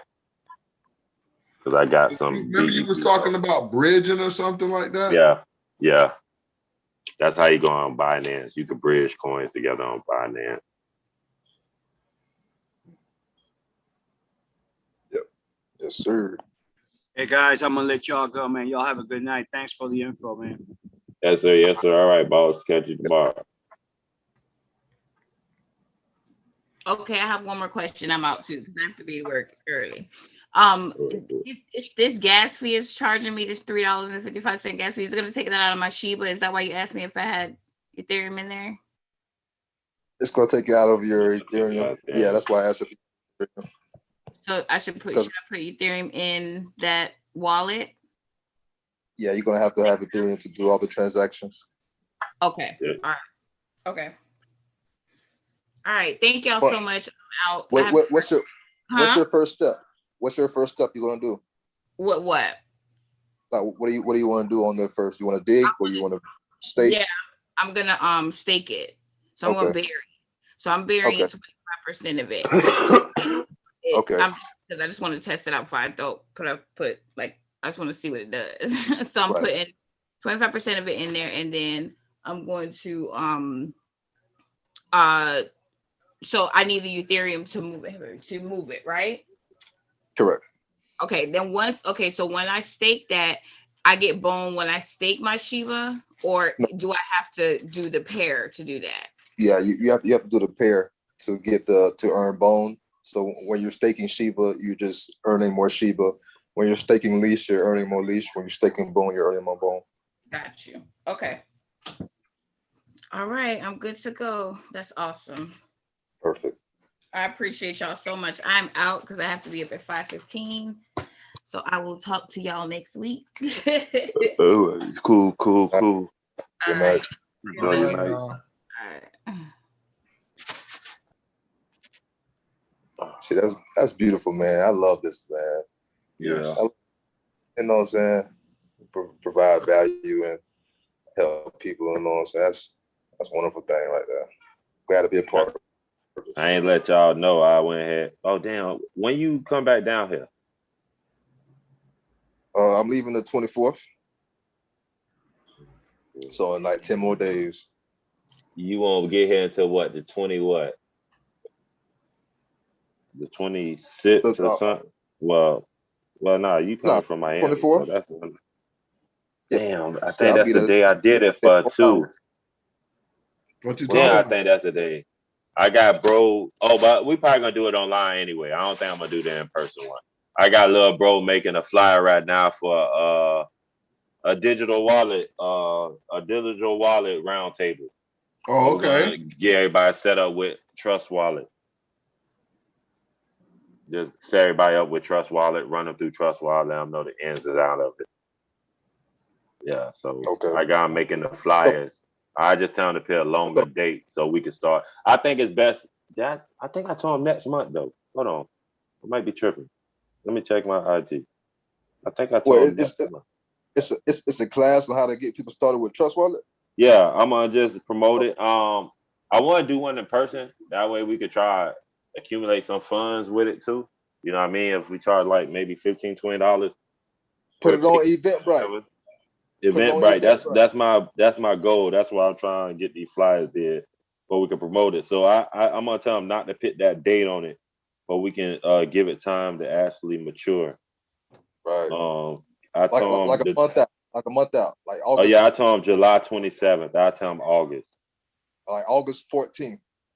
August 14th. You cool with that, bro? August 14th. I don't see an issue with it. What, you want to do it on the Zoom? Right now I think the What's Zoom the would be the Saturday? best way. I think the Zoom would be the best way for right now, the first go round. Yeah, I think the it Zoom. could be I online. think the Zoom and outreach. We'll reach more people too with the Zoom, of course. Of course. Yeah, for sure. That way, people ain't gotta drive and go nowhere. Drive or go nowhere. And with how the weather be right now, it ain't no telling. Ain't no telling. So August 14th, y'all agree that day? It's a Saturday. All right. That's a Saturday. Yep.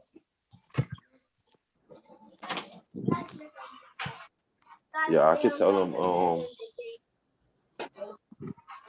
So I got some more information that I could share with y'all too right now. I'm gonna tell them August 14th.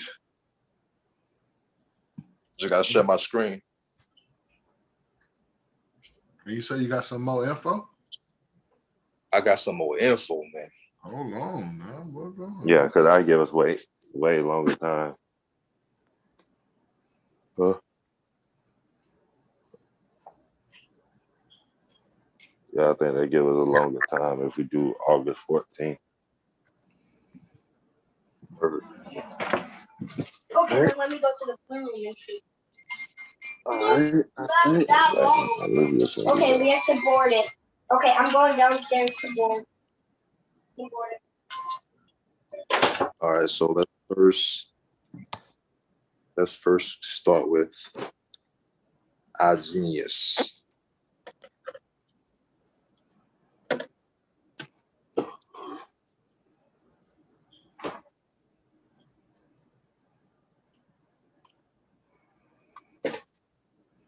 He didn't make it out right. He just seen it though.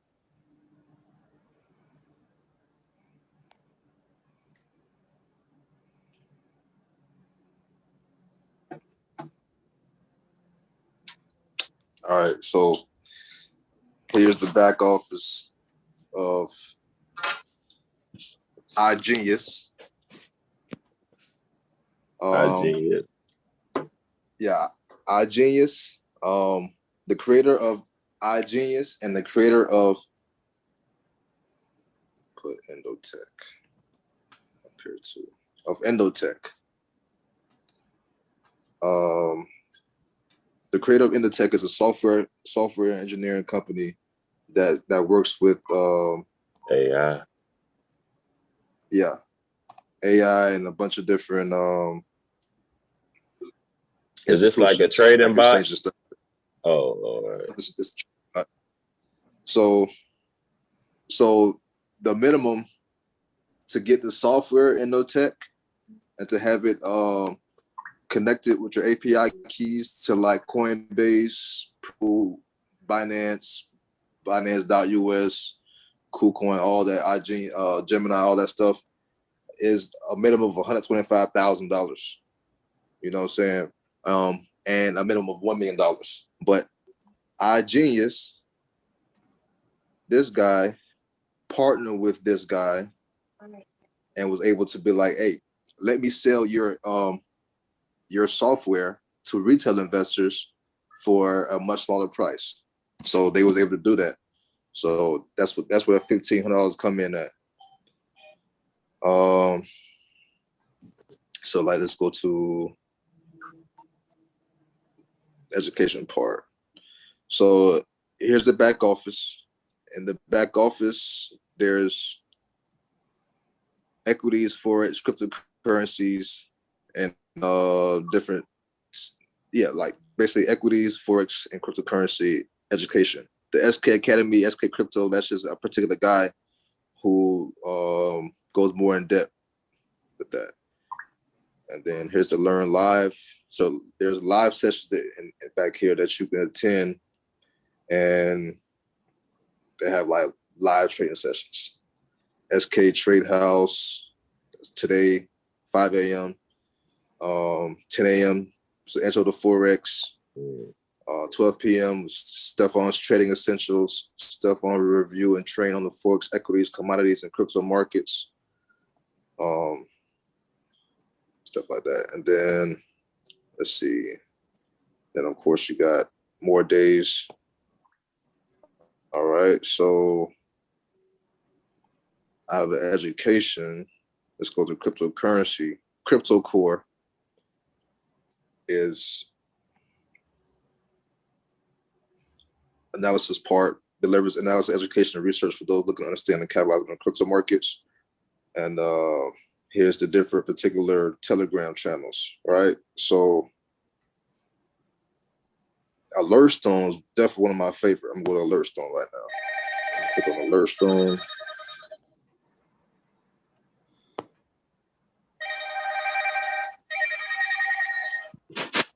Hello. I'm gonna open. Yo. What's up, bro? Uh-huh.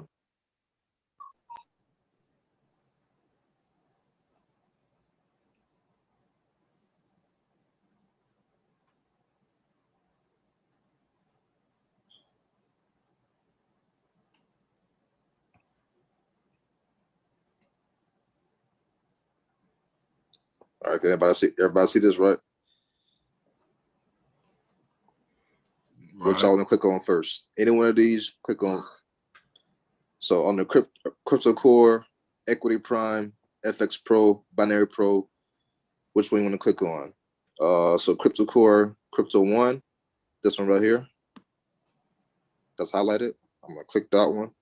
And then here are the alerts. Was that BitTorrent? BitTorrent and the pair USDT. Coin rate number 49. Here's a buy stop. Action to buy at half position at 0.0003. 0.003. Have a stop loss in place at 0.0017. And then target, of course, know how to read the charts. You would be able to take profits at a particular, target. Let's see, and that was then. So let's see. I'm gonna go to a different one. Man, this shit here is off the chain, bro. So Alertstone. So the Crypto One swing and position alert based on technical chart patterns. The Crypto Core Crypto Alerts is alerts based on technical and fundamental analysis, and medium terms trading alert based on technical analysis. So I'm gonna click that one.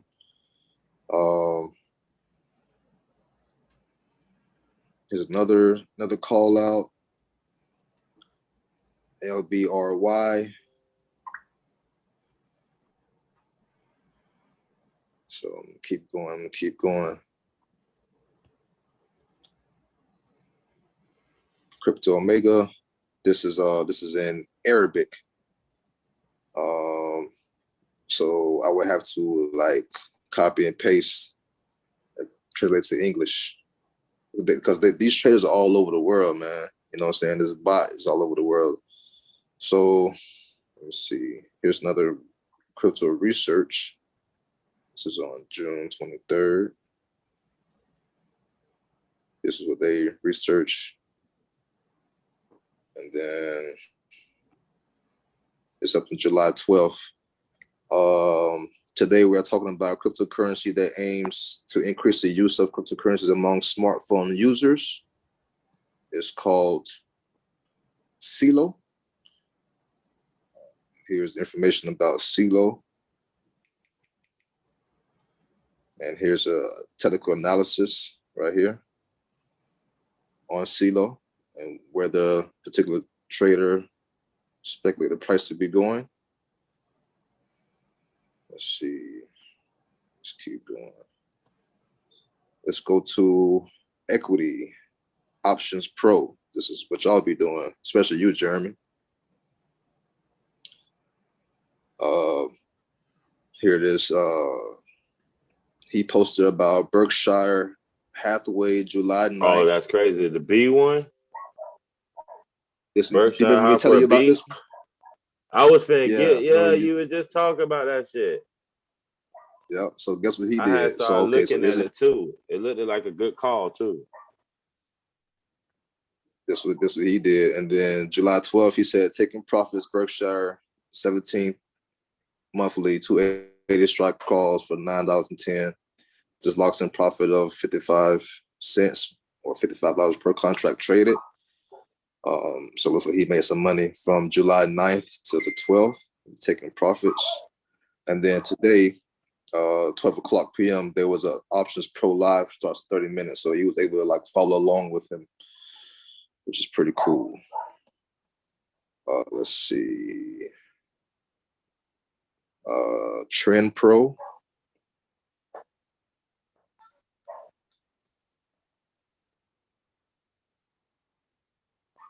This is a particular stock. Call for a stock. Let's see, keep going. Okay. I'm gonna go to the Forex one. Forex, the binary. This is one of my favorite ones to go to because these motherfuckers be on point. Today I took this one today. He was like sell at 0.9. And then have a stop loss at 0.9271. And your target range could be 20-25 pips. Hit on that today, which is pretty cool. Let's see. Here's more of that. Binary is also what I hit on today. These cats, like these cats, let's see. And like they don't miss, like, 2-0 today. That day, here's all the particular ones, call outs, 3-1. Let's see, 3-0. Man, this shit's crazy. So to this. All right, so my products, cryptocurrency. So Crypto Elite with a bot at. Endotech, the benefits Endotech leverages on AI-driven system that is able to filter the noise of market activity and deliver maximum efficiency.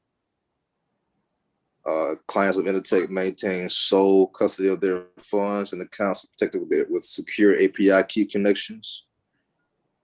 Clients of Endotech maintain control of account permissions like deposits and withdrawals. And there's historical and live performance can be viewed at the endotech.io website. Here there's how to get started with Endotech, like open an account. And then these are strategies. There are currently 6 strategies Endotech clients get access to. Clients of Endotech could join all 6 strategies each month. Each strategy starts on the 1st of every month, and clients must have a separate account for every strategy they join. So that means that if you got strategy going on Gemini, that's the only strategy you can go. You got to have a Binance account, do a strategy on that one. Coinbase Pro account, do a strategy on that one. You know what I'm saying? Keep going. Each year, Endotech will collect a software licensing fee that is equal to 10% of the account balance. So within the year, the bot gets you to about 30, 40K. It's going to ask for a 10% licensing fee, which is, I mean, who cares, right? The initial licensing fee is 10%. So with a minimum of $1,000, to activate the bot, it's $100. And these are the particular strategies. The alpha strategy is more aggressive than the beta strategies. Huh? The alpha No, I was saying you strategies. said the alpha. Yeah, I was making sure you said alpha. I thought I heard apple. All right. The alpha strategy, right? And these require margin and future accounts. So like Binance, .com, like all the international exchanges.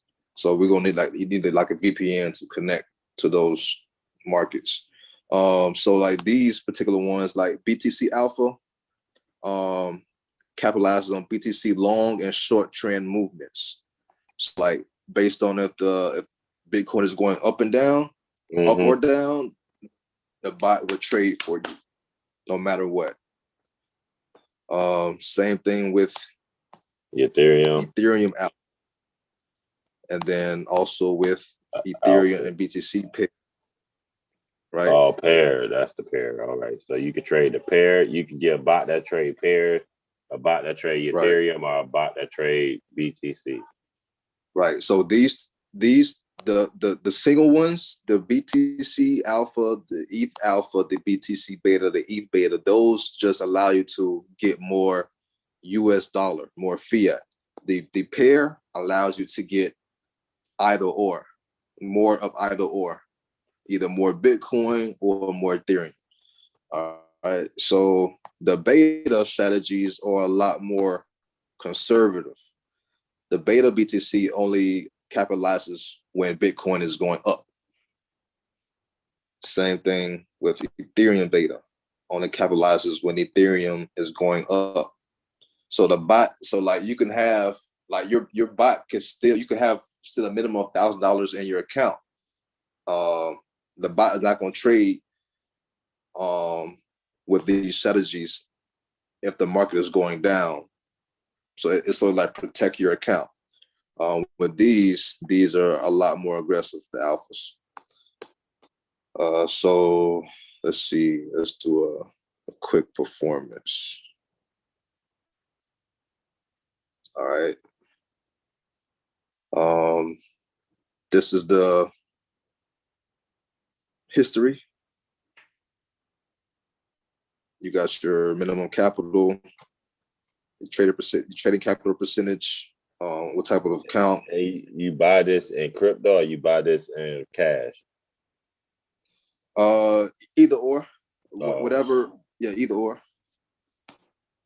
But as far as like you buy what, the software? Yeah, the software. Oh yeah, no, you buy it in cash. All right. Let's see.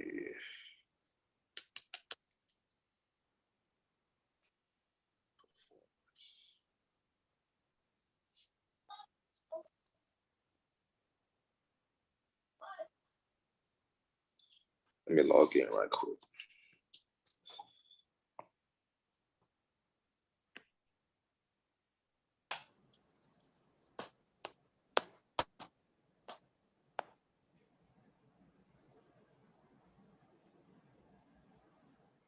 All right.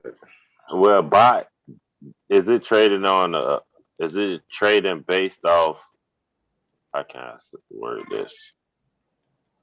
Is it trading on a decentralized exchange versus centralized exchange? Do you pick the exchange, or does the bot pick the exchange for you?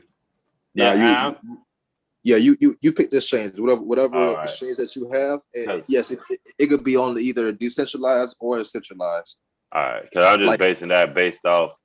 I don't think you want to attach to a centralized exchange type situation, because the trading volume is going to do. When they do start taxing it later on, you're going to have a lot of trade that you got to pay capital gain taxes on, short-term gain taxes on too. So it like, okay, so for the decentralized would be better. It's not trading out. It's just basically converting it to like a it's converted to US stable coin. It's converted to US dollar. It's converted to US dollar. So they won't see that it's being like Bitcoin, Ethereum being traded, because you're getting more US dollar with the centralized exchange. with these decentralized exchanges, you're gaining more crypto. That makes sense. All right, so like for instance, if you was to have like a $10,000 balance with the BTC Alpha strategy from, let's see, that's January 15th, 2021 to today.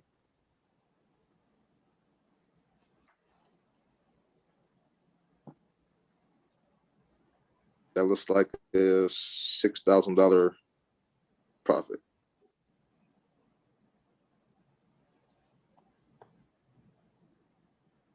Which is pretty decent, right? Let's see. Let's keep going.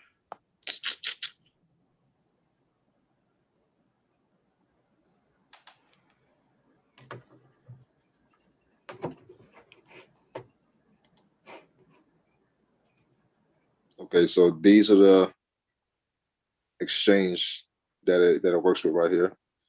Binance, Gemini, Coinbase, Bitfinex, and Kraken. And as you can see, the top three have the better ratings. So right now, I just got one strategy going, and that's with Gemini. I have the ETH beta strategy going. So it's only going to trade when Ethereum is bullish.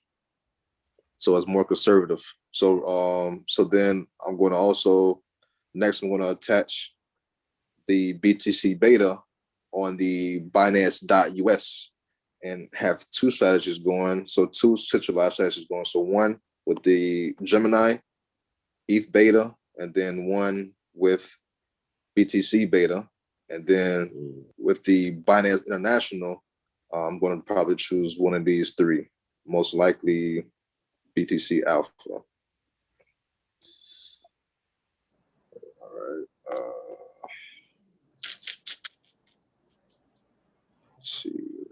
Let's see.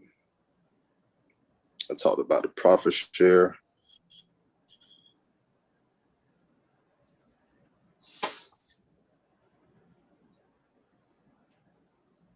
Anybody got any questions? Nah, I caught on to everything you're saying. I think it's interesting though. I always think them bots are interesting. So okay, so Inotech been around for a long time, for 25 years, right? So like they've like implemented their system into crypto. So like they've been providing like artificial intelligence for major banks institutions during those times, and now they migrate over to crypto for I think for the past like 6 years now, and they just been booming. Let's see what else. Wallet Pro, I like Wallet Pro. Wallet Pro is powered by CoinZoom, bridges the gap between fiat and digital currency. CoinZoom provide multi-currency platform that allows you to buy, sell, transfer, and spend cryptocurrency worldwide. CoinZoom is a third-party company that's not owned by or directly affiliated with iGenius, InvestView, or any of its subsidiaries brands. With your membership, you get access to unique CoinZoom benefits, which is pretty cool. The benefit, it provides financial service and regulatory experience. CoinZoom customers get access to Zoomy, a simple, instant, and free way to send and receive cash and crypto across the globe. You can instantly convert and transfer money from your account to your global Visa debit card and spend your fiat and crypto balances at over 53 million merchants, which is pretty cool. Let's see, your crypto is secure and insured at multiple institutional qualified custodians. Let's see. Poppy, that's the only kind. CoinZoom created its own cryptocurrency called Zoom. Zoom is an Ethereum ERC20 utility token with a limited supply of 600 million. Zoom powers the CoinZoom ecosystem and provide users with a wide variety of discounts, enhancements, and rewards, which is pretty cool. Soon we'll be able to stake Dash and Algo. CoinZoom got Visa card benefits and 5% cash back. That's pretty dope. And it has its own wallet. So let's see. That's done with crypto. Forex, same thing. Equities. Has a particular lifestyle. Oh, Travel Pro. I like Travel Pro. Travel Pro, you're able to like get a discount on, like, you know what I'm saying, all this up here: hotels, flights, bundles, cruises, cars, vacation rentals, all that stuff. So it's just a bunch of shit back here, man. In this back office. Let me see. Is it member benefits? Oh, and you can also have your own site too. Right here, my replicator site. Let's see. All right, so this is the, yeah.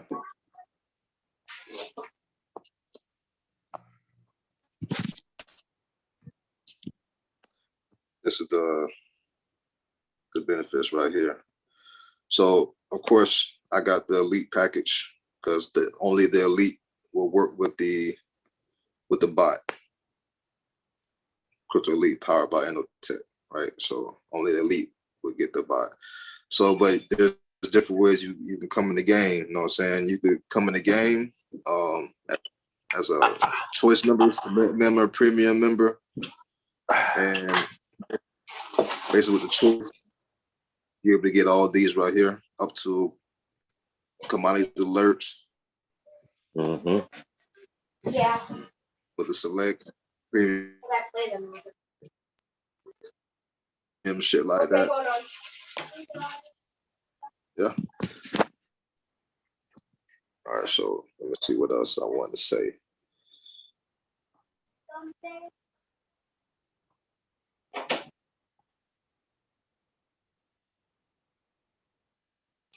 She just cute codes. Play two. Dogecoin, baby. Beat the hell down.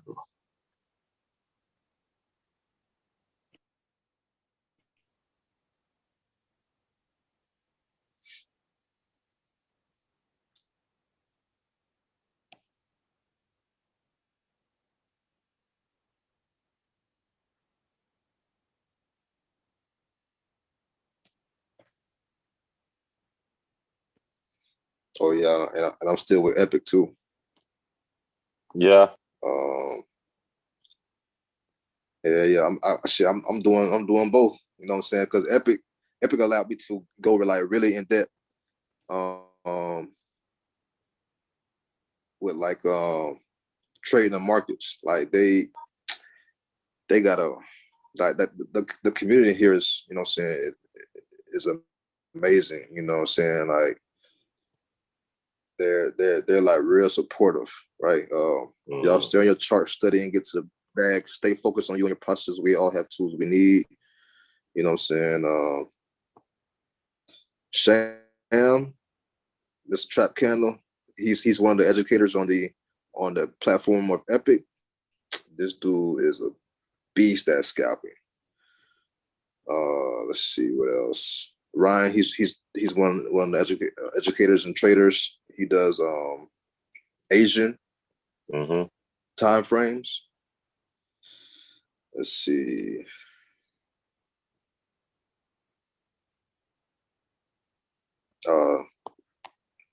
David Leciago, he's another crypto analyst. Actually, matter of fact, I just got in something today. Porn Rocket. Let me see if he posted it. I just got into some Porn Rocket today. July 12th. What's that shit today? Okay, here it is right here. He said I typically don't promote contracts without ownership renounce. However, in this case, because liquidity is locked for a year and the market cap has jumped to over 13 million in the first few hours, and he knows some of the team, that gives him comfort, whatever. Please do not invest in any more that we are willing to lose. Remember our cost averaging approach to this, blah, blah, blah. Marketing campaign starts in about 2 hours. They are working in the esports arena and have some really interesting partnerships already, including with all the devs of the SafeMoon team. So all the devs of the SafeMoon team have moved over to Porn Rocket.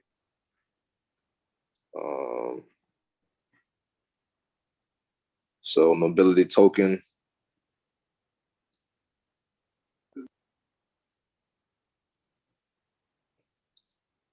The supply is 1 quadrillion. Initial burn so far is 24.55%. 1 year liquidity lock. It'll be launched on Pancake. They have a Discord. CoinMarketCap is also one of the featured listings on there. Coming soon. Let's see.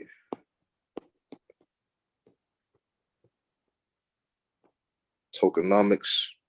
For all network transactions done with Nobility, 4% is redistributed by weight to all existing holders on the Binance Smart Chain. 4% go toward our liquidity pool. 2% would be sent to a prize pool wallet, which represent the total prize pool for our monthly esports tournaments.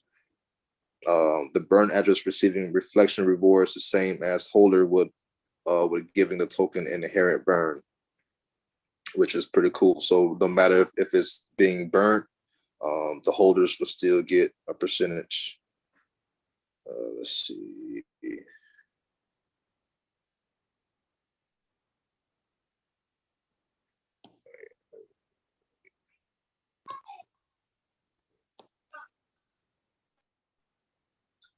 And he also posted the chart.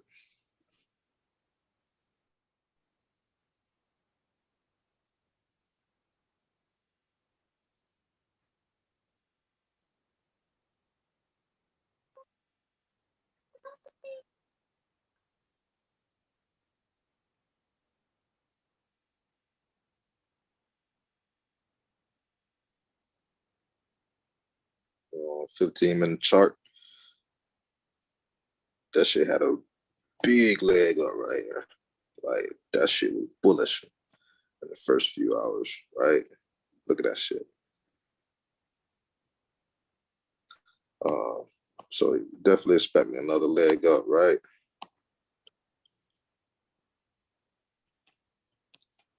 So far it only has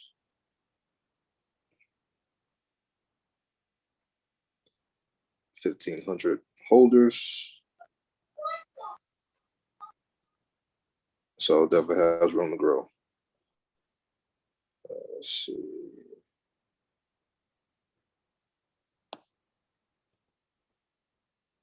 Let's see. Oh, okay. Another thing also with Epic, man, that they also have the same thing with iGenius. The only difference is iGenius has the automated system. So here at Epic, they also call out particular trades for the Forex market, and they be on point. As you can see, TP1, that means take profit first level was hit at 20 pips. And then same thing, they also have same thing, TP2 was smash. So like these cats are really like doing like, man, like thousands of pips in a week, like just right here, like TP1. Yeah, like TP1 like hit for 1,000 pips. You know what I'm saying? And then you could real deal like, let me see if I can go to, let's see, save messages. Let's see if I can find the pip calculator. I save a lot of stuff in my own like Telegram, like it's called save messages. You could just like save a whole bunch of shit in there. You know what I'm saying? Which is pretty dope. Been doing that for a while.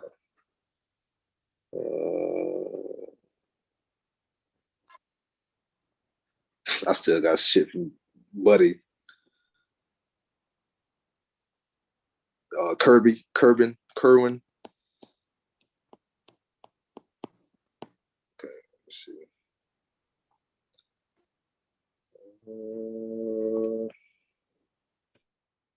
Let's see.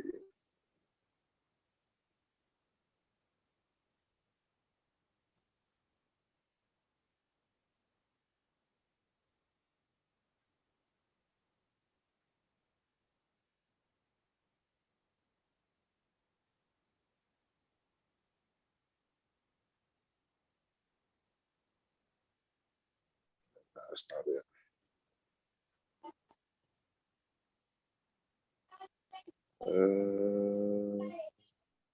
This could be it. Okay, here we go. All right, so these cats are doing 1,000 pips, right? Okay, this is the 20 pip and dip rule. So, and these are the lot sizes. Damn. These are the lot sizes, right?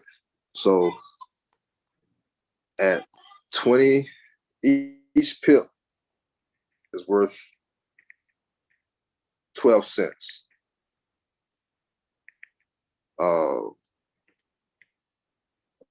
Wait. Let's see. That's wrong.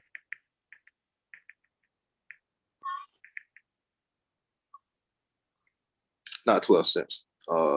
Like each, how can I put this? Because this lot size is different from this strategy is different. So I'm gonna do it like this. So basically, if these cats were doing like 1,000 pips, and you do each pip at $1 a pip, that's $2,000. If you do it at $20 a pip, 1,000 pips. So $20 times 1,000, that's 20 And how bands. many pips come in a lot? All right, so let me go to trading view.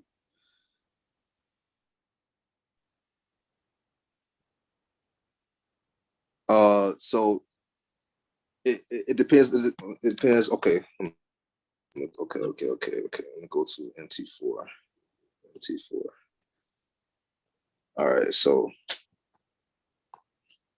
chart. Damn, I hate when they fucking sign me out every time. I gotta sign in right quick.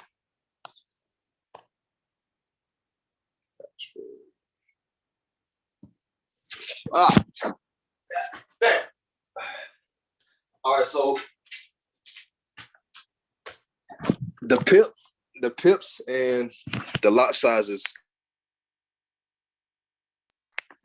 they don't have really nothing to do with each other. So like for instance, we're on the euro US dollar pair. All right, so if you look all the way over here to the right, where the prices are at,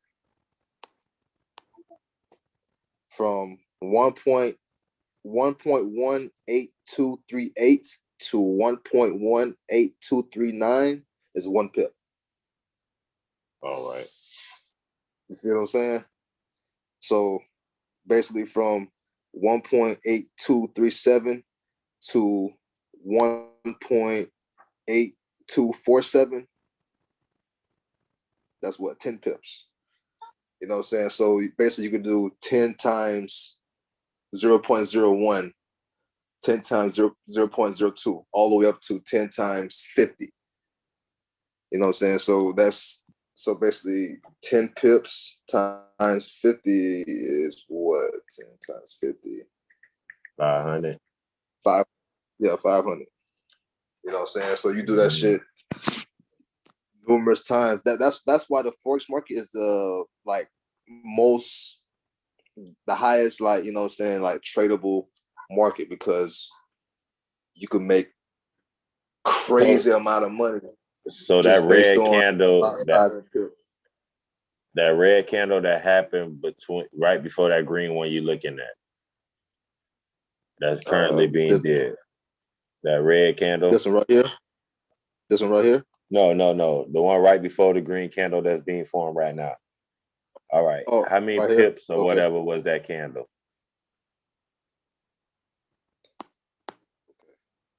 Because a pip would be how Get much you my- said? 1 point. From like, from like one decimal to another. Like, okay, All like right. So like what I just did was 1 pip. Like went from 3 to 2. Like right now it's at 4. It's at 18243.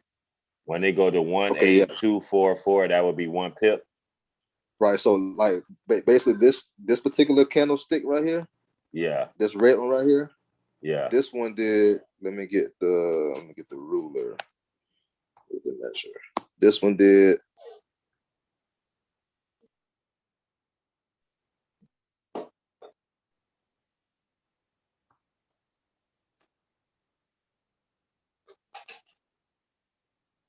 Uh, 986 pips. 986 pips. That's a 986 day pips. candle.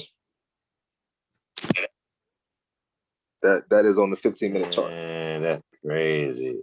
And because I'm the type that's it's just that reading that you kind of look at it and see like, all right, that's going down. Now, right now, it's trying to create the bottom right now to see if it's gonna be a swing high, swing low. What happened before this? What happened? That's an engulfing candle, right? What happened before this? What was the last low on this? Right. On this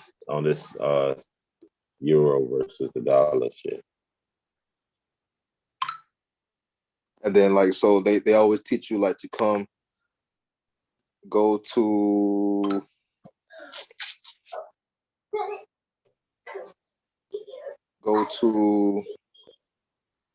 the news. This right here shows you all the news dealing with like the world. You know what I mean? So what's today? Today's Wednesday.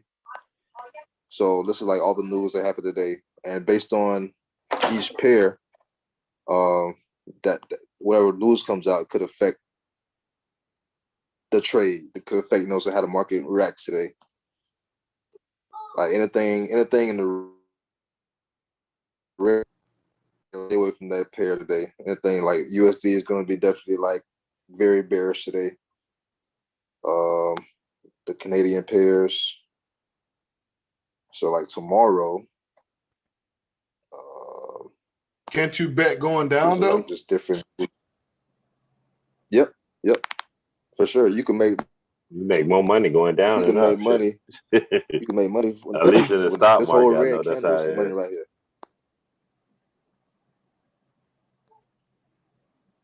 Yeah, nah, for sure.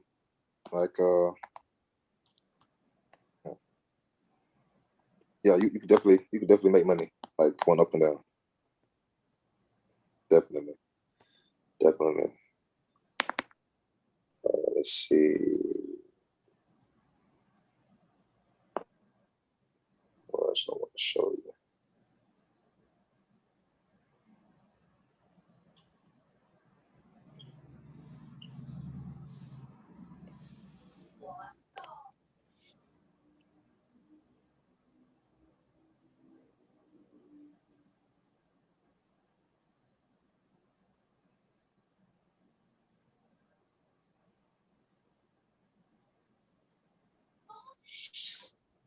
So this is why I love Epic. So get started with a university. Epic shows you Forex basics. Let's see. Epic trading resources. Yep. So resources for checking the news. Check the news from these particular resources right here. The currency strength and volatility of any pair. Resources for proper risk management.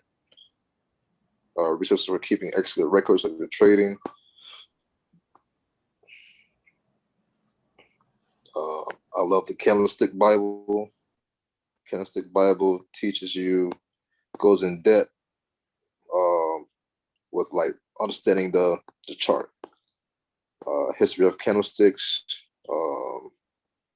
What is a candlestick? Candlestick patterns, engulfing bar candlestick, the doji candlestick, dragonfly, gravestone, morning star, evening star, hammer, star, harami, tweezers, candlestick pattern exercises, market structure, how to trade trend marking support. Let's see, they got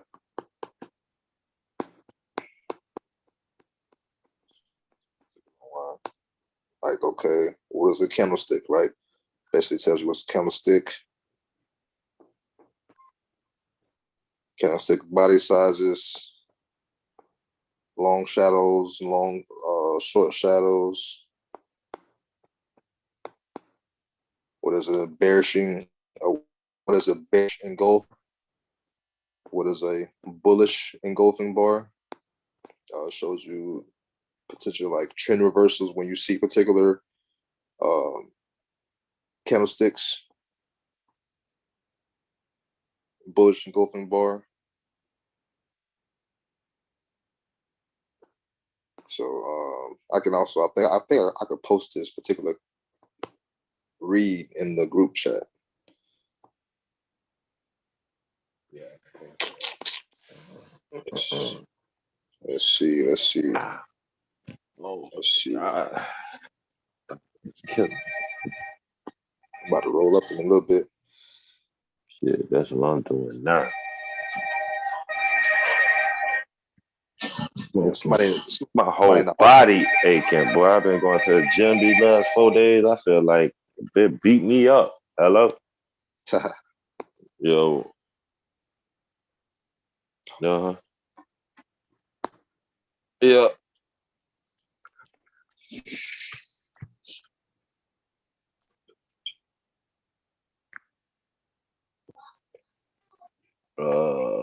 If you can, your best bet, honestly,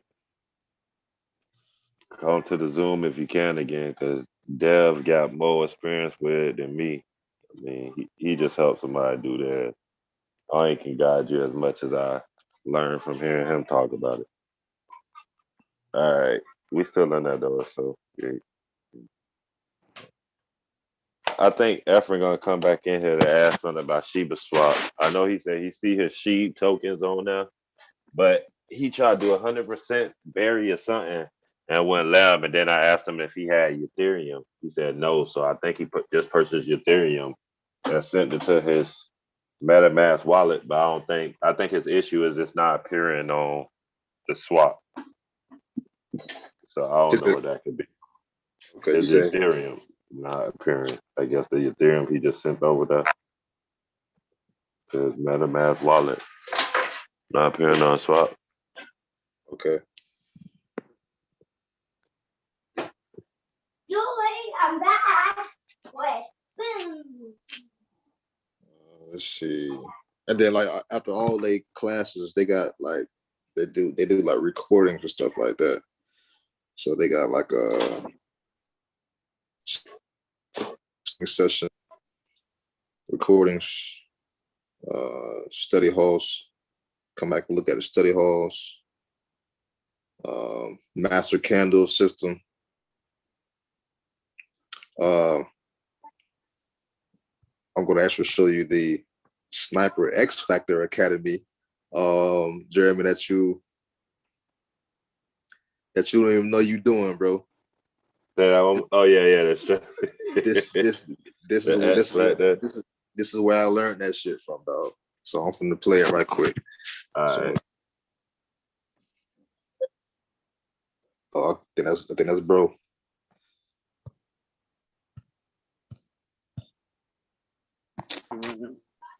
There we go.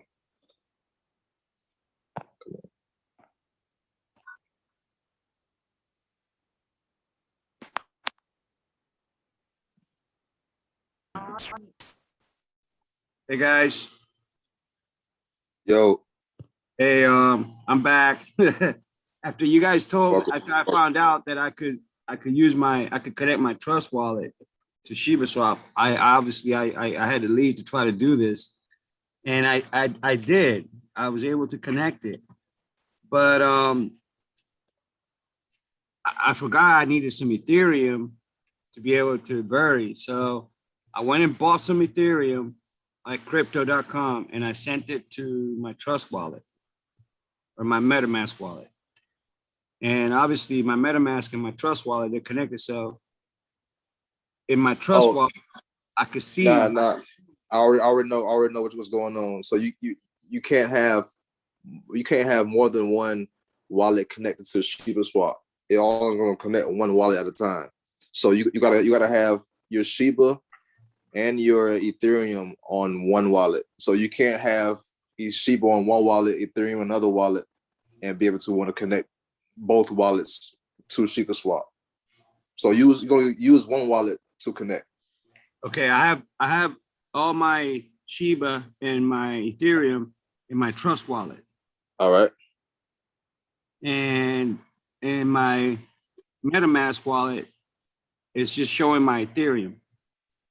Yeah. But not my Shiba. Yeah. That's because you don't. But when I connect, when I go to Shiba Swap and I hit wallet connect, it automatically wants to connect me to MetaMask. Okay. But and now, granted, I could see when I went to bury, and I hit bury Shiba, I saw my account balance and how many coins I got on Shiba Swap. But I don't see my Ethereum after I put it in. No, you're not going to see when you're burying, and you go to bury sheep, right? You're only going to see your sheep tokens. So when you actually want to stake 25, 50, 75, or 100%, and you hit approve, you're not going to see how much Ethereum you have. You're only going to see the transaction of how much Ethereum they want to take. All right. Well, when I hit approve, nothing happens. When you hit approve, nothing happens. It just stays the same way. And so it didn't go back. It didn't go back gray. It didn't go back like highlighted. It didn't change color at all. So okay. Refresh the page. Heidi, help me out here. How do I do this?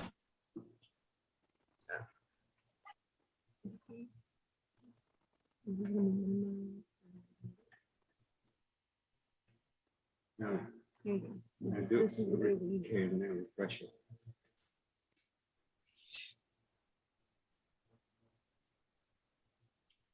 All right, it refreshed. All right, so now you should see all your you see the columns, right? You see the dig, the fetch, the bury, the swap, the bone folio, the wolf, right, on your home page, right? No, I'm actually it brought me right back to bury sheep. But it actually on the top, I don't see my wallet connected. But now I'm gonna scroll back. Now I'm at the dig, fetch, bury, swap, bone folio, wolf, all there. Yeah. Okay, so now go back to bury. Now I haven't connected a wallet yet. It says on top, connect wallet. Okay, connect your wallet. Using the desktop? Yeah. Okay. It connected my wallet. All right, now hit bury sheet.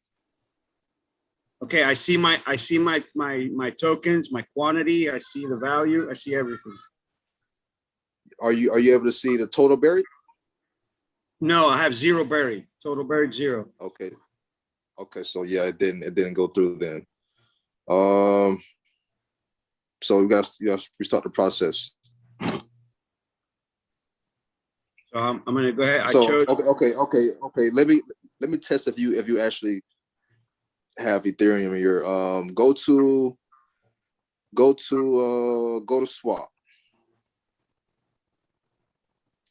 Oh, get out of here then. Hang on a second.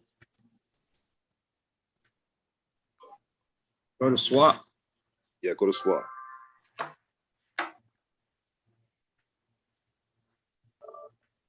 Okay. The first cryptocurrency pops up is Ethereum. It says I have a balance in low. It says 0.0399389. Okay, so boom, you are connected. So just go through the process again. Go to Barry. Oh, first, okay, yeah, go to Barry Sheet. Okay. Hit the stake part where it says stake. Put in the desired amount. Okay. Hit approve. It doesn't tell me approve. It just highlighted stake. Are you hitting the 50%, 75%, 100%? I hit the 100%, and the Nothing. quantity of tokens came up, and then underneath it just says stake. And I hit it, I click on it, but nothing happens. Yeah, that's probably something going on with that. I would try from your phone. Are you comfortable doing it? I can walk you through it. There's no worry. I gotta download Shiba Swap from. No, you can't download Shiba Swap. Okay, so how do I do it? So you're connected through the Trust Wallet, right? Correct. So Trust Wallet. you have an Android, right? I have an Android. All right. So through your dApps, through the browser, type in shibaswap.com. On the phone browser? Yep, on the phone browser. On the phone through the Trust Wallet. Oh, through Trust Wallet? Yeah, through Trust Wallet. Oh, wait a minute. Trust Wallet. Now you said, oh, I see. Apps. What was it again? Shibaswap.com.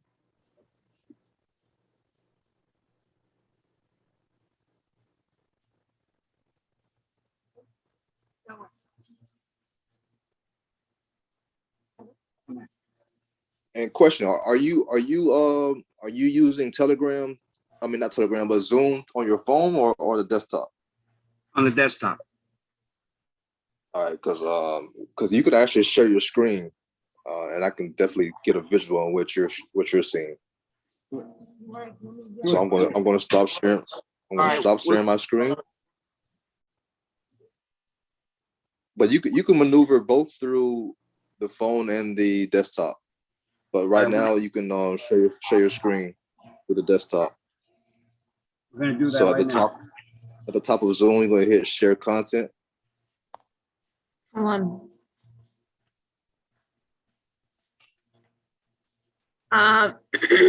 So all I'm seeing, share screen.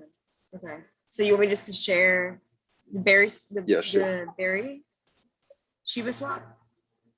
Yeah. Yeah, share the whole screen. Okay. Perfect. All right. Okay. So yeah, so hit stake. I did. You want to? So it's not clicking. No, that's what we're saying. It's like stuck. It won't. You could click on it, but it won't do nothing. It's not really. No action is really being taken here. You know, it's not even moving as though acting as if an action's being taken. Like it's not a button. It's just a block that says stake.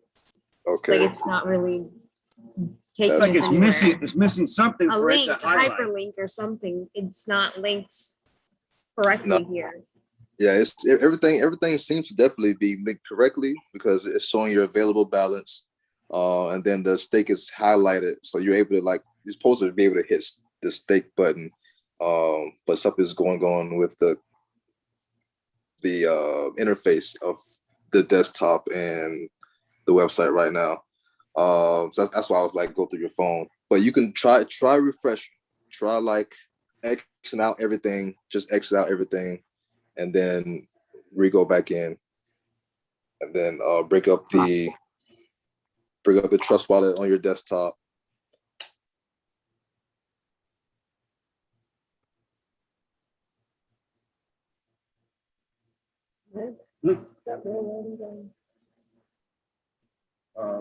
Shiba Swap. Yep, ShibaSwap.com.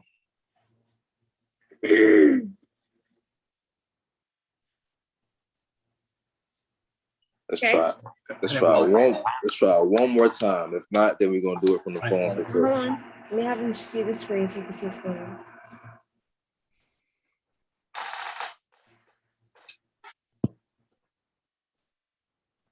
All right.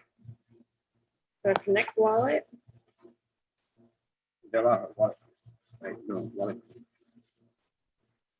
Okay. Okay. Now go back out to like Shiba Swap. Hit Shiba Swap. Yeah, hit Shiba Swap just to get a. Okay, now go back to Berry,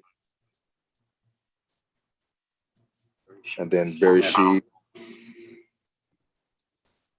Okay, 100%. Stake. Nothing, huh? All right, yeah. Phone it is. All right, so you're doing the phone. Yeah, there's nothing going on with that. You're doing the on Android? Yeah, because it's supposed to be like really, really, really that simple, but something's going on. Yeah. Okay, so stake token, very cheap. All right, so through the phone, open up the Trust Wallet app. Through the browser, type in ShibaSwap.com. Look, I did it through my phone. No problem. Staking.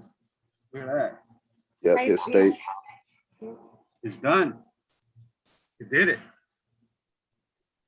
It's staking right now. Beautiful.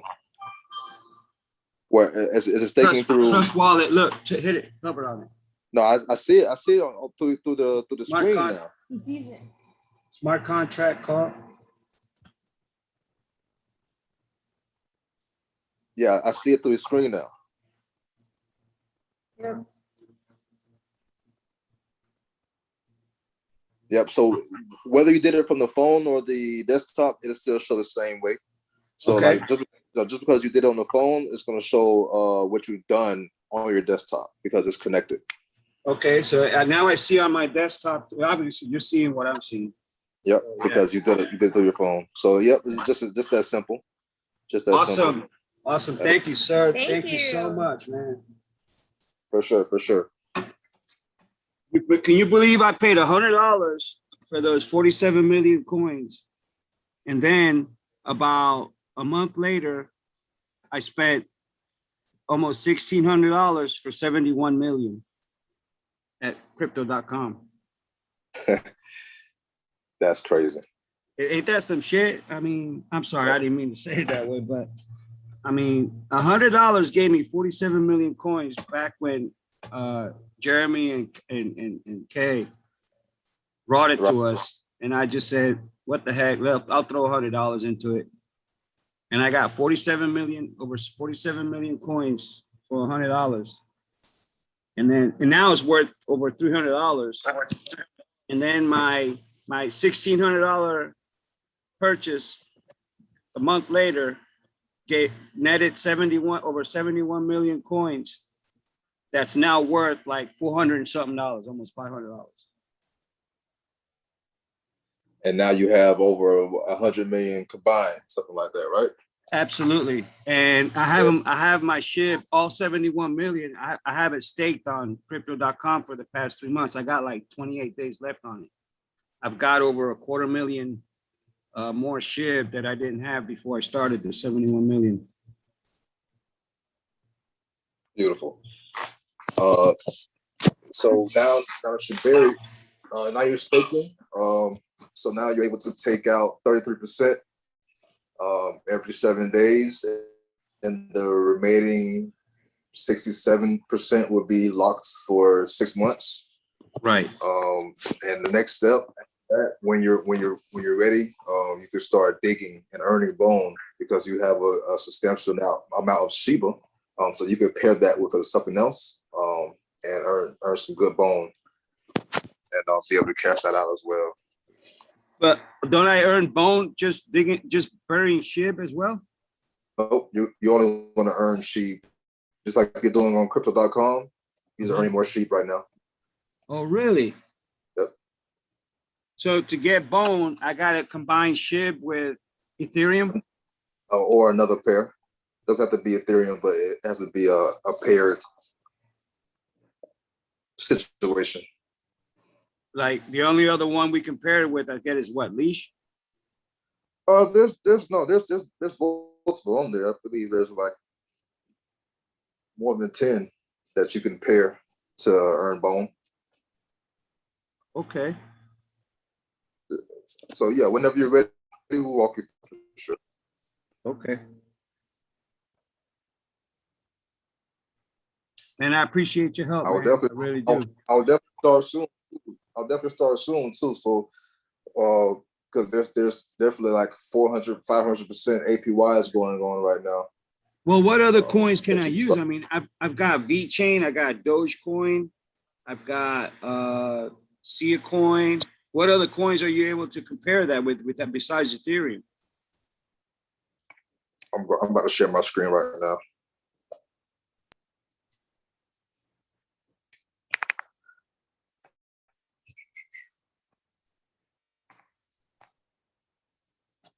So, and the wolf. Here are the pairs. So you see bone and wrap Ethereum, leash and bone. So to get to this particular pair, you can use Ethereum or Shiba to get bone. Like you can swap for it. Like you go to swap, and you choose from here, and you're able to type whatever you want. Here's a pair so you can swap for. Okay. And, you know what I mean? So let's see, if you want to use Ethereum, you go down here and you type in bone.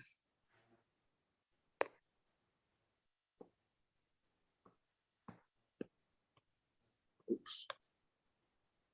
All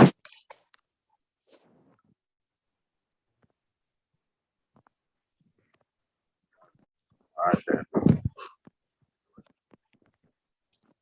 bad. So bone. Then let's switch it right here. Here we go.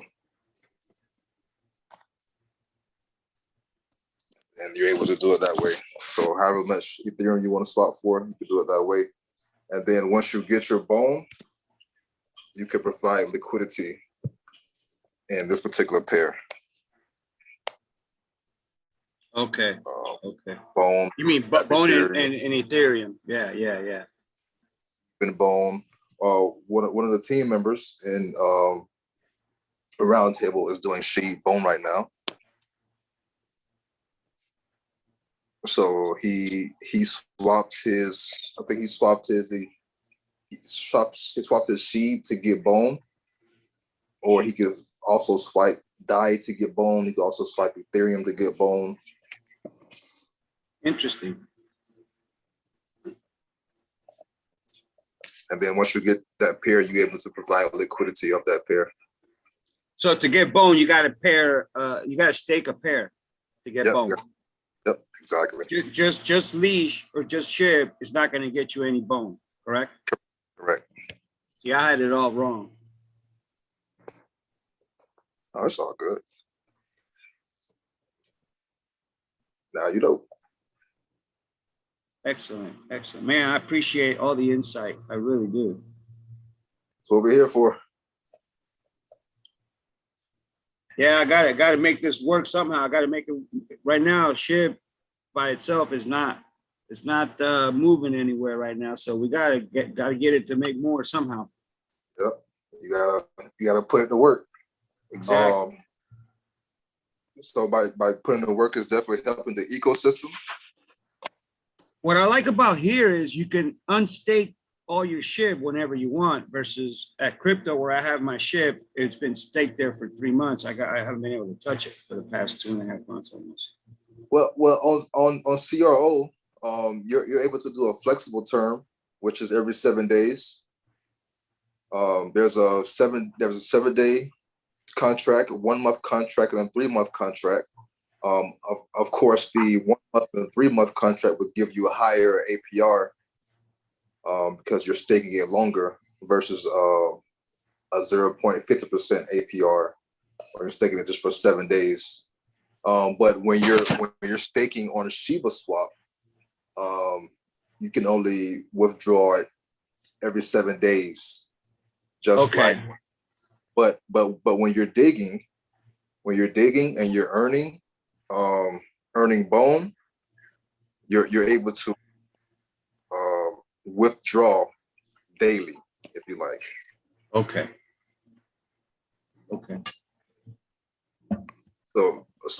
So again, staking on Shiba Swap, you can take it out every 7 days. So you'll be earning something every 7 days, and you can take it out every 7 days. But the remaining, I'm gonna forget about that for the next 4 or 5 years. I would definitely be keeping your eye on it too. You know what I'm saying? I will. Trust me, I will. I ain't touching it for. I'm gonna leave it alone. Yeah, that's good. That's great. I don't need it right now, so why mess with it? And then if I don't need it, why let it just sit? Let's put it to work. Let's put it to work. Exactly.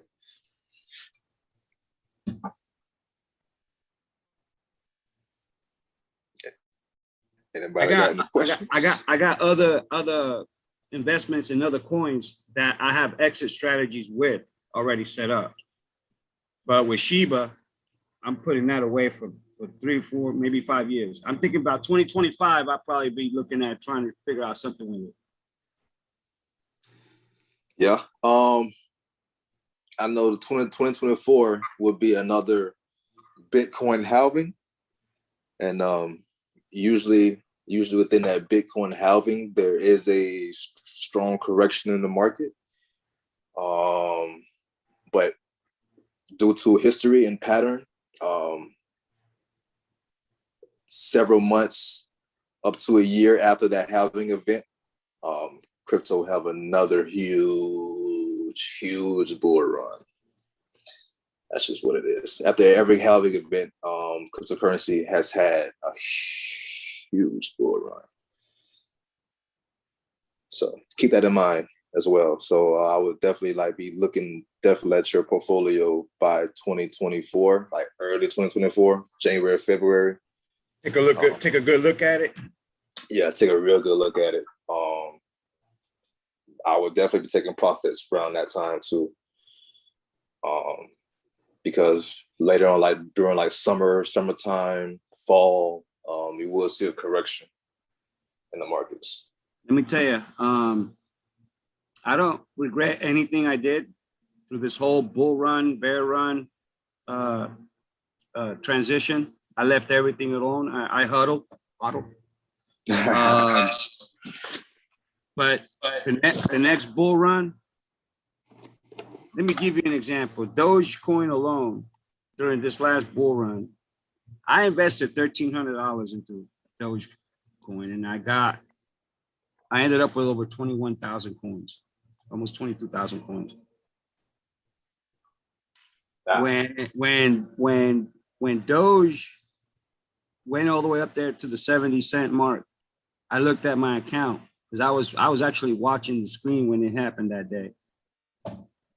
Dogecoin alone, I started with $1,300. Dogecoin alone was sitting at almost 18 grand. Correct. All alone by itself. Right, just from your $1,200 initial investment. What I am going to do next time is I'm going to cash out half of it. I'm going to take half out, which is what I should have done. So also another strategy, you can also take out half and move the other half into a stable coin. You know what I'm saying? So let's say, so for instance, like that 20 grand, Profit a 20 grand flip. Because the market had went down drastically, especially for Doge. You know what I'm saying? That's, you know what I'm saying, probably would be at like maybe like 6-7 grand right now, right? But with that, you could literally that 20 grand, you could literally take out 10, like cash out 10, and then move the other 10 grand into a stable coin. So therefore you would have another, like you would have 10 grand instead of having 6 or 7 grand. Do you follow what I'm saying? Absolutely. Absolutely. Okay. Absolutely. Now, mind you, I had a different thought thinking in the sense that I was going to, instead of cashing out, period, I was going to put that half I was going to pull out into stable coins. And that way, the other half, I still hold on to that position I got in it. Exactly. So that when I see that dip go all the way down, because this time I learned something really good about this last bull run, bear run transition, is you have to be really patient. You have to really, patient. Yeah, that piece, that peace pipe, you really got to just mellow out, calm down, let it ride, let it go. And then follow the news reports, because that is key to know. And then the charts, most importantly, that those charts are really helpful. For and sure. Most importantly, especially in the crypto market, is Bitcoin. What's Bitcoin doing? Always got to take a look at whatever Bitcoin is doing. The influence it has is so immense and so powerful that you do have to take it into consideration. And those are the things I picked up, I'm new to the market. I just started investing in February of this year. So congratulations, man. Took action. Thank you. I'm really happy. I'm glad that I'm in it. I thank these guys. These are my brothers. They really, their guidance and their wisdom and their knowledge has been very, very helpful to me and to many of us on this platform. No doubt. So very grateful. I'm very grateful. I'm very grateful to those guys. But I'm new. I'm very new. I'm learning every day. I do spend a lot of time. I'm not working, so I do spend a lot of time. YouTube, Yahoo Finance, Bloomberg. I have the time to do it, so I do it. And I'm up at 5 a.m. every morning to get my wife, get her food, her lunch, everything ready, get her send her out to work, and then I'm here all morning. From that time, I don't go back to bed. I just get on it, on the computer, and I'm watching this and I'm watching that and just learning. Right now, I want to give you guys. I told Jeremy about it. There's a penny stock out there, an OTC 88 Energy.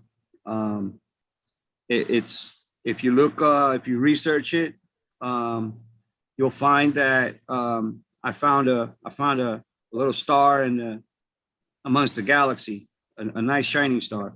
I bought it at 1.016. So it's just over a penny and a half. I bought into it. It's already it just jumped this week, and the reason it's jumping and it's going in the front in the up direction is because it's in the oil business. And they're not a refinery company. All they do is an exploration company. They explore, they discover wells and where and their focus right now is Alaska. And they have bought all this acres of land in Alaska. And recently, they sold all their tax credits. And all the money they got, all the millions of dollars they got from their tax credits, they went ahead and paid off whatever debt they had left. So now it's a debt-free company. And they own the land that they're exploring. And the news, the catalyst news that's causing this stock to start to pop. And then if you look at all the reports that are out there right now, everybody reporting on it, the company is sitting on all this reserves that they've discovered, but most of all, because they've balanced their sheets, there's a major refinery company, either Exxon or ConocoPhillips, are interested in buying the company.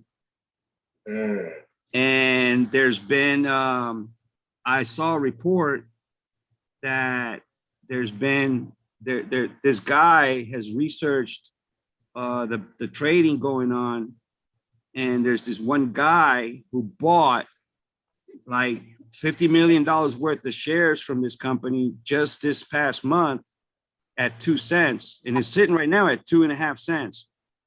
And he's not even the owner of the company. He just bought. He's not even part of the company. He just bought.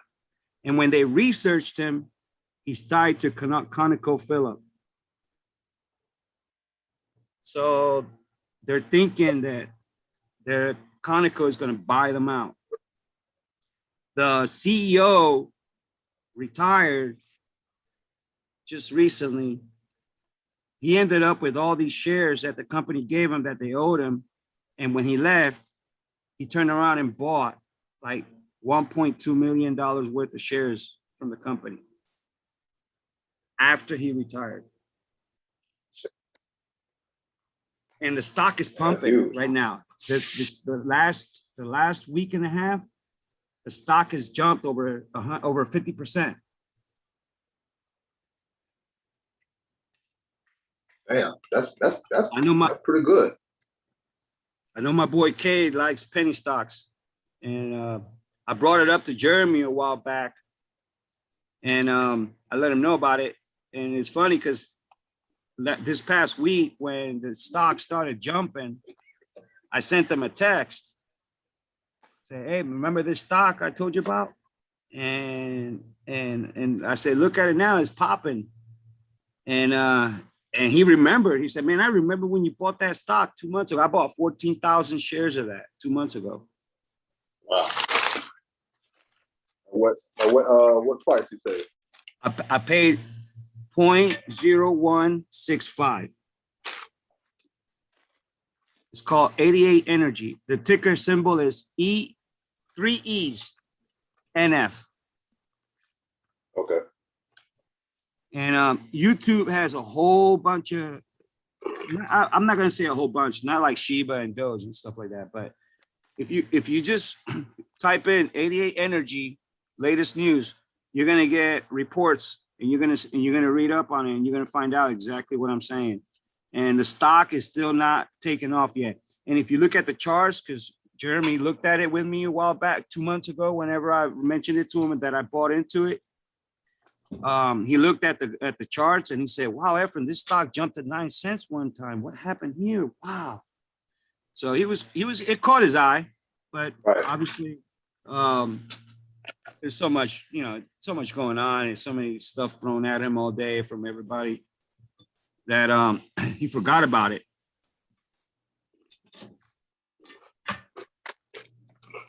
There's so much money to be made.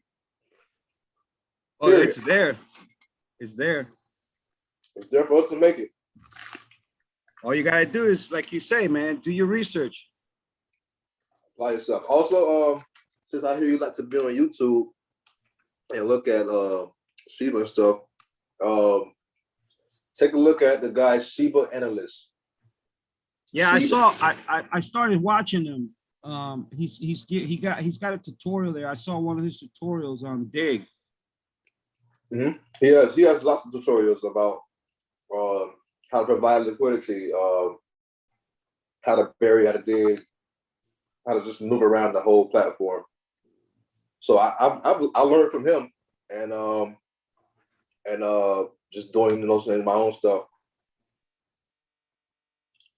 Yeah, I'm gonna look him up. SHIB Analyst. Man, I appreciate your help, boss. I really do, man. I'm gonna go ahead and let you go, man. I'm gonna go ahead and hit the sack. But Thank you for all the help you've been and all the insight, man. Very informational. You got a lot of information. So, man, have a good night. You too, man. Thanks a lot.